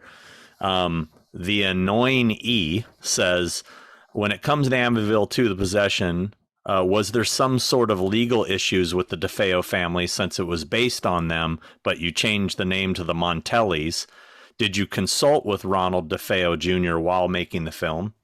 And John Schick said, when working on the screenplay for Amityville 2, did you reference Hans Holzer's book or request any public records about the DeFeo murders to try to make your screenplay as true to the real life story? I definitely referenced Hans Holzer's book a lot. Mm-hmm. Relied on it for its historic value. We changed the name as a legal consideration. Just, people will jump out and sue you for a lot of different things, and so why make yourself that much of a target? And there was a middle question which I've forgotten. Did you ever try to consult with Ronald DeFeo Jr. while making the film? No, that was out of bounds. Okay. Oddly enough, not out of bounds these days, though. Yeah. Oh yeah. Don't you think? I mean, like now, you wouldn't do that. They wouldn't let you do that movie unless you did that. You know what I mean? Like probably, I guess. I think. But he's dead, so you can't now. No, but I meant like morally. At that time, I mean, it's interesting that you had that moral compass. Yeah. Whereas that's kind of faded in time. That moral compass. True. You're right about that. Prying eyes. Yeah. Now we got the internet. Yeah. Everything's inbound. Yeah.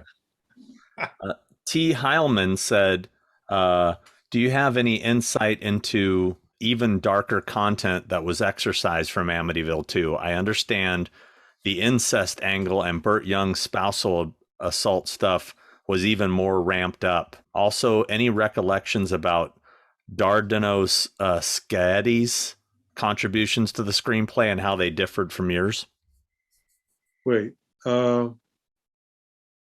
Dardanos, who's that? Dardano Scatti. I don't know. I don't even know who that is. I recognize that. The director was Damiano Damiani, mm-hmm. and he did some rewriting. Very Italian Catholic kind of stuff in his rewrite. He really got involved in the sacraments and the rituals around being Catholic and trying to do an exorcism and that kind of stuff. But otherwise, he left it fairly well intact. Well, a couple people are asking about Super Duper Will Saxby says, what are your memories of working on Amityville 2, The Possession, and was the incest storyline your idea? And Jack Mehoff, funny name, said, will there ever be a director's cut or uncut version showing the rape scenes with Burt Young and Rotunda Alda that were cut out? The incest angle was not original with me. It was suggested from the original Don DeFeo story.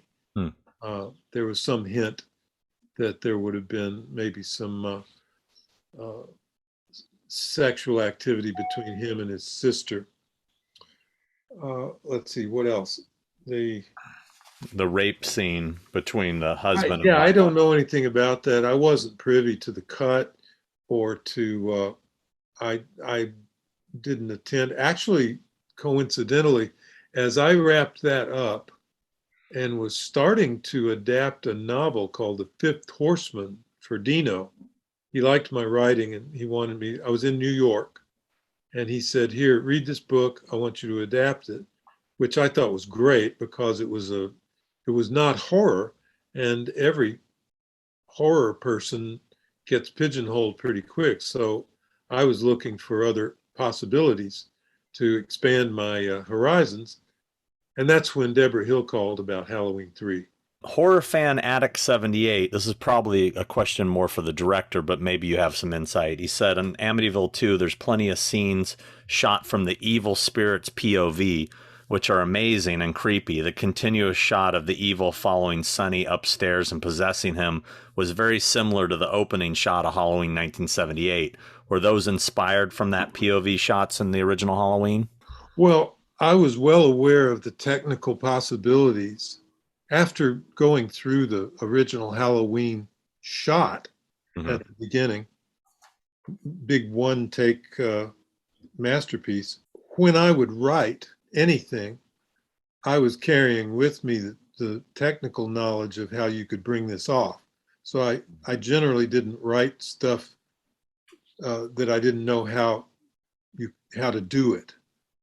So I suppose I could have been thinking that. And of course, technology is changing all the time. So you can fly a camera or simulate flying or gliding in any number of intricate ways that weren't even possible back then. But it's not, it wouldn't have been a literal thing. I wouldn't have thought, oh, I'm going to use the moment from Halloween here on this. What a writer does is tries gets into the reality of that world that he's creating and into the reality of each character, including the spirit character. And so what would that character be doing? And how scary could that be? Those are the big considerations rather than referencing other stuff you've done before. Were you on set for Amityville 2 at all? Not at all. Okay. Well, what's funny about that, I'm sorry not to interrupt, but just Amityville 2, it's funny to me because when I saw the original Amityville Horror, the only thing I kept thinking was I want to see the story of the guy. The whole time I'm watching that movie. It's a great movie and I love it. But I'm just like, I want to see the story about that guy. Like that was really interesting to me. And then the fact that also too, that film, one of the reasons why I love it is like, isn't it really one of the very first prequels before that became a thing? Like now it's a thing. Now it's like, it's a hip thing to do a prequel to everything. That was like, I thought way before its time. I thought it was. Yeah, I don't know. I'm sure if a person could dig up other examples even earlier than Amityville, but yeah, it was a new thing for me. It may have been what got me the job because it seems like I may have lifted the term from Variety, the showbiz magazine. I think they'd used it at some point. And I remember going in and saying, listen, what about doing a prequel? And it was clearly a new word for Dino. I was like, what? What's that? And I went, well, here, let me tell you. And that might have been what got me the job. That's interesting. That's awesome. Rambo Ralph for Life. Rambo Rap. I don't know. I can't. It's a weird name. Question for Tommy. You directed some TV work, including an episode of the Vietnam show Tour of Duty and an episode of Baywatch. How was the experience like working on those shows, and how'd you get involved with those? A friend of mine, a name familiar to fans of Seinfeld, Tom Sharonis, we were friends, neighbors, and our spouses and I, and we would dine together quite often. So we talked shop a lot, and he said, hey, you ought to do some television. He said, it'll hone your chops as a director because they don't fool around. You got to really move fast. I said, okay, well, maybe I'll try that. So I went out and got 3 gigs. One was Baywatch, one was Tour of Duty, and one was a show with Lindsay Wagner called A Peaceable Kingdom. She ran a zoo somewhere, LA, I guess it was LA. And so I went through those shows, but it wasn't a great experience for me because I'd come up in the John Carpenter school, and John, from day one of, really Dark Star, of course, but that was really an elaborate version of a student film. But from Assault on Precinct 13 forward, John had final cut. He had basically bought that privilege by working so cheap that they couldn't say no. And I loved the way that system worked. You didn't have a lot of committees. You didn't have a lot of executives standing around the set. You weren't getting second guessed all the time. And it was an effective, not the only way, but a very effective way to make a movie. TV doesn't work like that. The director is not the high man on the totem pole, and frequently is not really even. I think the term that's most often tossed off about TV directing is that you're a traffic cop. You show up, you're kind of hired gun.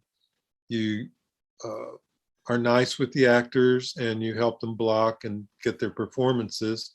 Mm-hmm. And maybe you get a signature shot of your own, one fancy shot, and the rest of it, basically they could do it without you. Pretty formulaic for the most part. Now that's not true anymore. Some of my favorite cinema experiences of the last 10 or 15 years have been television shows. That it's just a big revolution. It's changed. And some powerful directors have gotten on there and had satisfactory experiences. But those three shows, those episodic kind of churn them out shows, were not my cup of tea. I did find great satisfaction and pride in my TV experiences on both the Twilight Zone and that was next. and Max Headroom. Those were great TV shows that I really enjoyed doing. Now, did you know he worked on Max Headroom? I did. You did? Okay, I was going to say, that. Did you did you reference that by accident? No, I did. I just slipped it in there at the opportune time. Yeah, I've been known to do that myself. Oh, boom. The human Sorry, going back to your thing, Tommy, was I often hear, having working in the business, I often hear that, television more or less is a producer's medium, and film is a director's medium, and stage is an actor's medium. That's well, truly, stage is a playwright's medium. Playwright is God on stage. Sorry, right, yeah. Mm-hmm. True. But writers, and truth to tell, the writers have gotten revenge in TV by becoming producers. You'll see that combination a lot. Yeah. The Human Jesus said, Tommy Lee, what's your favorite Twilight Zone episode from the 80s reboot that you worked on? And John Russell said, on the same topic, so you've worked on 3 episodes of the Twilight Zone first series of the 80s series. Was hoping if you had any good stories from Little Boy Lost. Nancy Kyes had a cameo as the frumpy housewife, a Halloween Connection, or maybe other stories from Dreams for Sale with Meg Foster and the Leprechaun Artist that you wrote. So there's a whole, just give us a little Twilight Zone talk. Well, I guess the Leprechaun Artist was my sentimental favorite, although it didn't feel like a real Twilight Zone to me. It was just more like a cute story.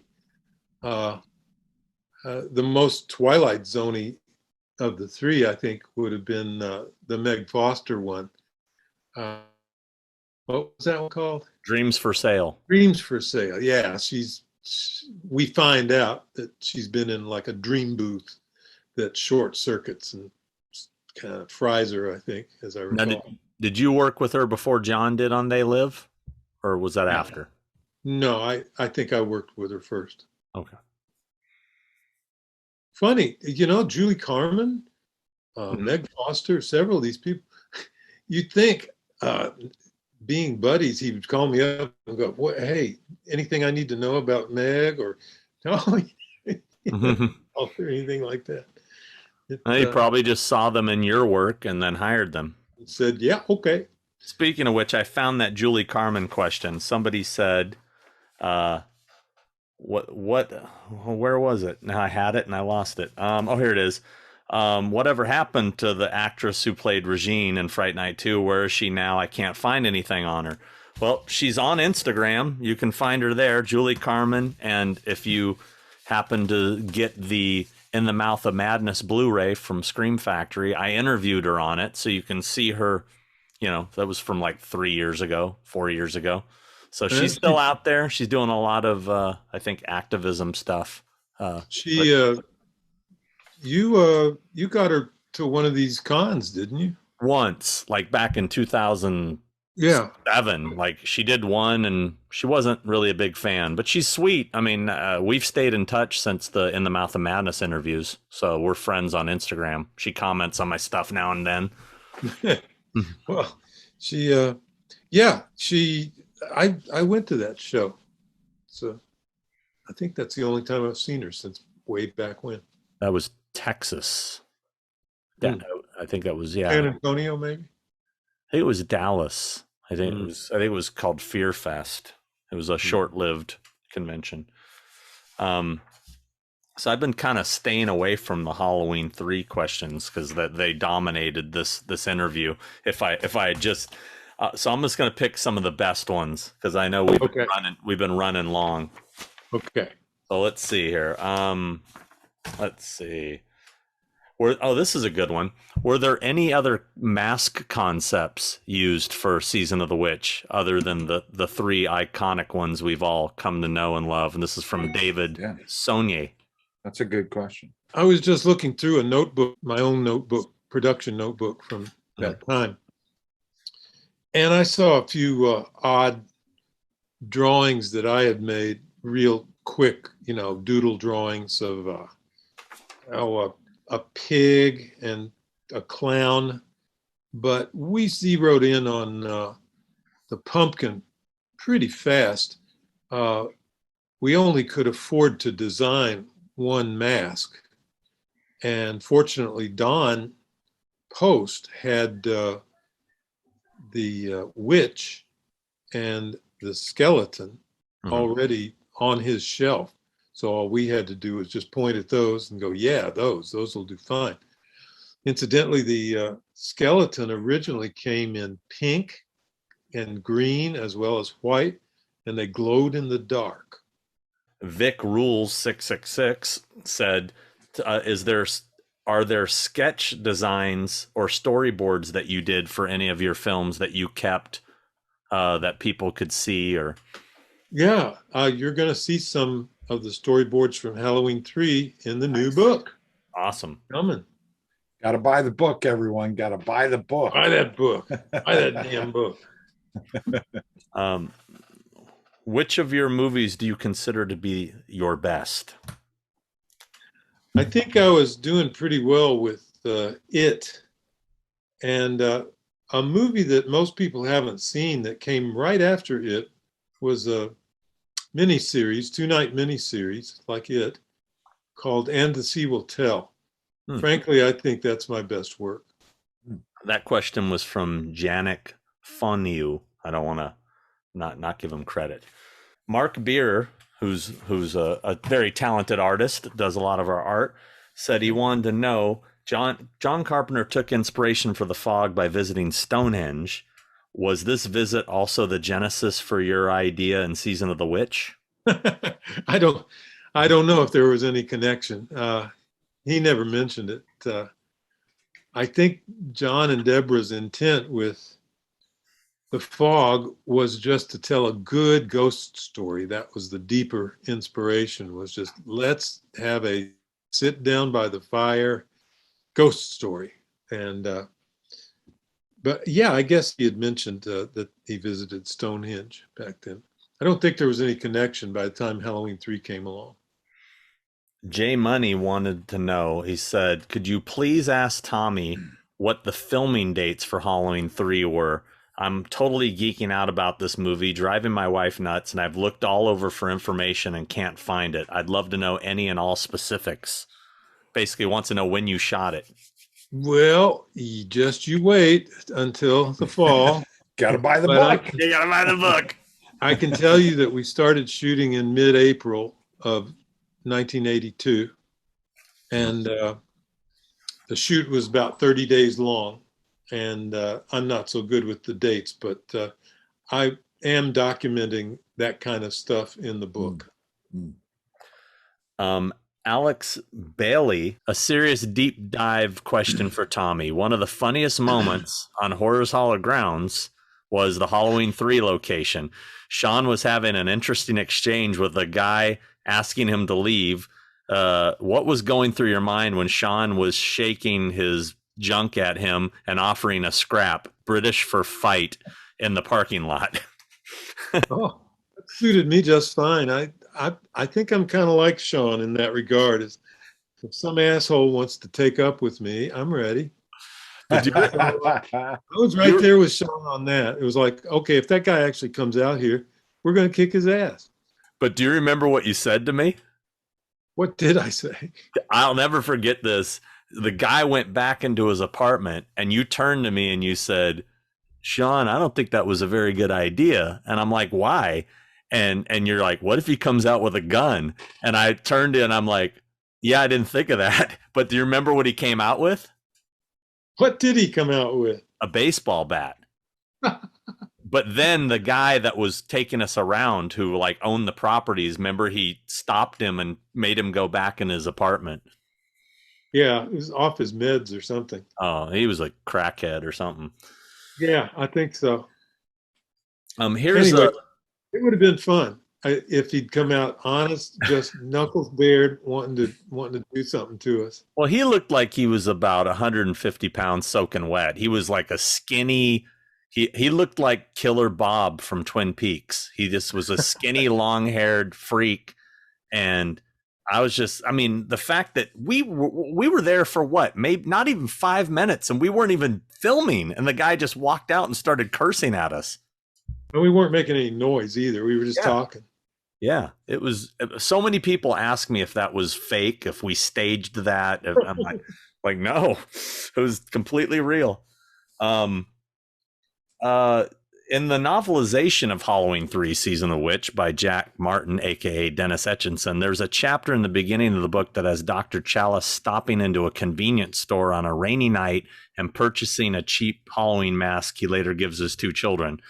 Since film adaptations are usually based on early scripts, I wonder if this scene was filmed and later excluded from the final cut or simply never shot. Or was that just something Dennis Etchinson added? There was in Nigel's versions, there was quite a bit more business in the beginning about the masks.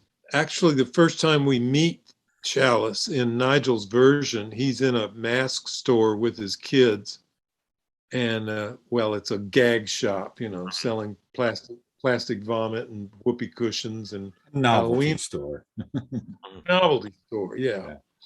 And that goes on a while, and I think maybe there's another round of that. It was really a slowdown and a drag, and didn't work very well at all, in my opinion. And we dumped virtually all of that. Dennis may have picked up. He may have been looking at Nigel's original script for all I know. I've never discussed it with him. Well, I'm almost out of questions. We're getting here towards the end here. This is a deep dive a couple people had about Danger Island. What was it like making? I worked on that. You did? The Presence, aka Danger Island? I worked on Danger Island with Bart at Fantasy 2. Oh, well, okay, this question's for both of you. What was it like working on Danger Island, and what do you think of it today? I've always remembered this film as it was one that played on Channel 5 when it launched here in the UK back in the 90s. And Awoken Nightmare said, what memories, if anybody, if he has making Danger Island, sometimes retitled The Presence. I remember seeing it as a kid and stuck with me for years. It was a very pleasant experience. Listen, I had the privilege of shooting in Hawaii 3 different times.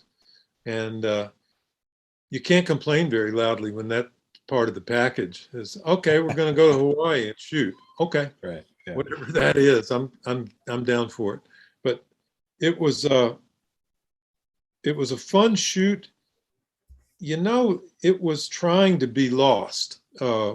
I don't know whether Lost actually came along and took a look at Danger Island and drew inspiration from it or not. It has a similar intent. A bunch of disparate people, plane crash, mysterious island, real weird things going on the island. There's some rough similarities there.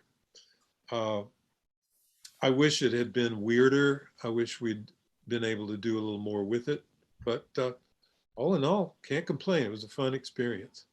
Were you on set for that, Chris, or did you just I wasn't on set, just working in the shop. We with Bart hired me, and we were building all the stuff for it in Burbank at a place called Fantasy 2, which was predominantly like a miniatures and visual effects facility run by Gene Warren, who was a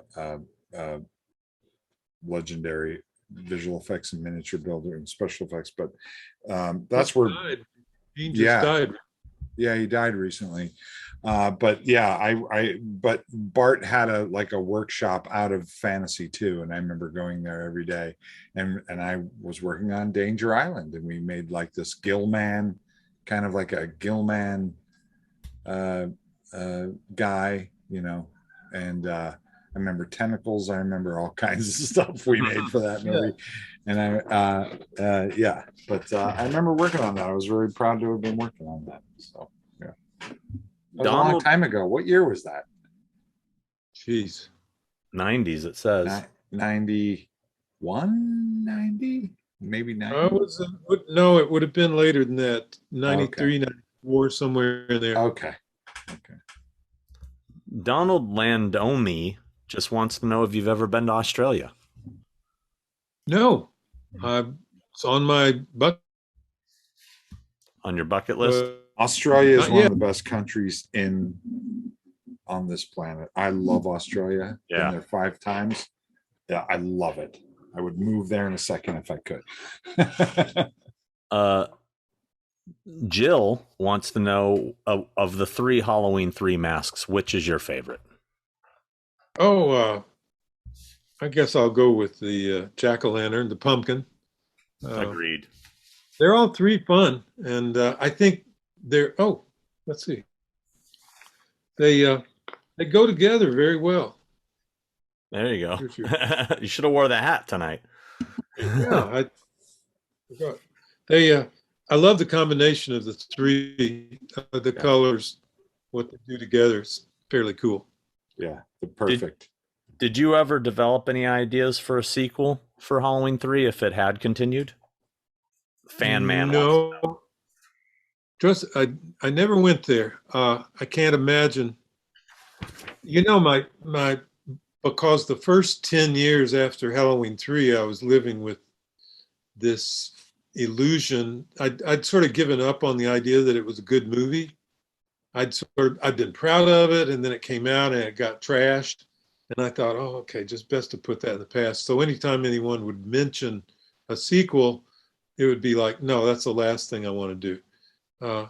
These days, you know, it's easier to cast my mind in that direction and think, well, what could such a thing be? I don't know. I'm a curious. Remake. I'm sure this. I think a remake might be more. A remake might be more fun than a sequel. Were you when it came out and didn't perform, or I mean, obviously you're proud of the film. Were you? I mean, it's obvious, I guess, how you felt about it, but how did you feel about it when it came out and did perform? And now, how do you feel that it has such a huge resurgence and everybody now considers it a great film, a really entertaining, good film? You know? Redemption is very sweet, I will tell you. And of course, I have Sean to thank in no small measure for that, me getting on board with that and figuring it out. But, you know, looking back at the figures, it didn't do that badly. It just simply didn't perform as well as they expected, because they actually promoted the hell out of it. If the backlash hadn't been so severe, I think it would have been a pretty big success. Even with their stupid lack of the right kind of advertising. But the backlash just killed it off, I guess. It's certainly created a perception of failure. But technically it was a success. The figures don't back that up. It was, and to date, it I'm sure has really performed well, because anything with Halloween on it comes up every year. And the merchandising, I mean, the money they're making, it's got to be so satisfying for you to walk into a Target and see Halloween 3 action figures. Yeah. Who would have ever thought, right? Yeah, it's amazing. I mean, it's incredible. Yeah, it's unbelievable, truly. If I had a penny for every one of those damn things. Well, I think, unless you had something else, Chris, I think we should let the man go. No, we had a few other we've fan questions, but I think we've dived as deep as we can get. Yeah. Everybody else, any unanswered questions you have about Halloween 3, you're gonna buy this book and find out. Buy the book. I'm super excited that about this book. It's news to me, and I've in my head I've already bought a copy, and it's a pleasure to talk to you and have you on the show. So thank you so much.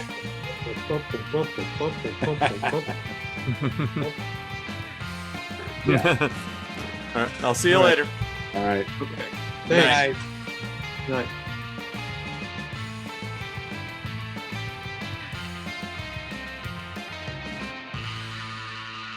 Hey guys, just want to jump in here real quick to remind you, our shirt store is up online.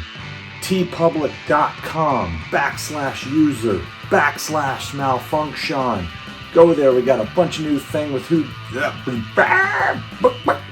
got a bunch of come check it out. We got a bunch of thing with two head designs, all kinds of designs, more designs you know what to do with, horizontal grounds designs.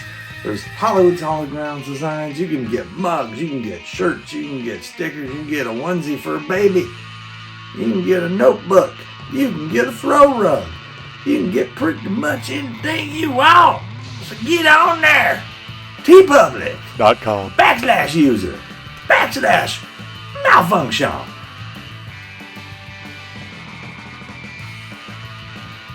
I got glasses and a hat and a beard. Look at me. I got a whole thing going on. I don't know what's going on. I'm looking in the mirror a lot. I should do that more often. Okay.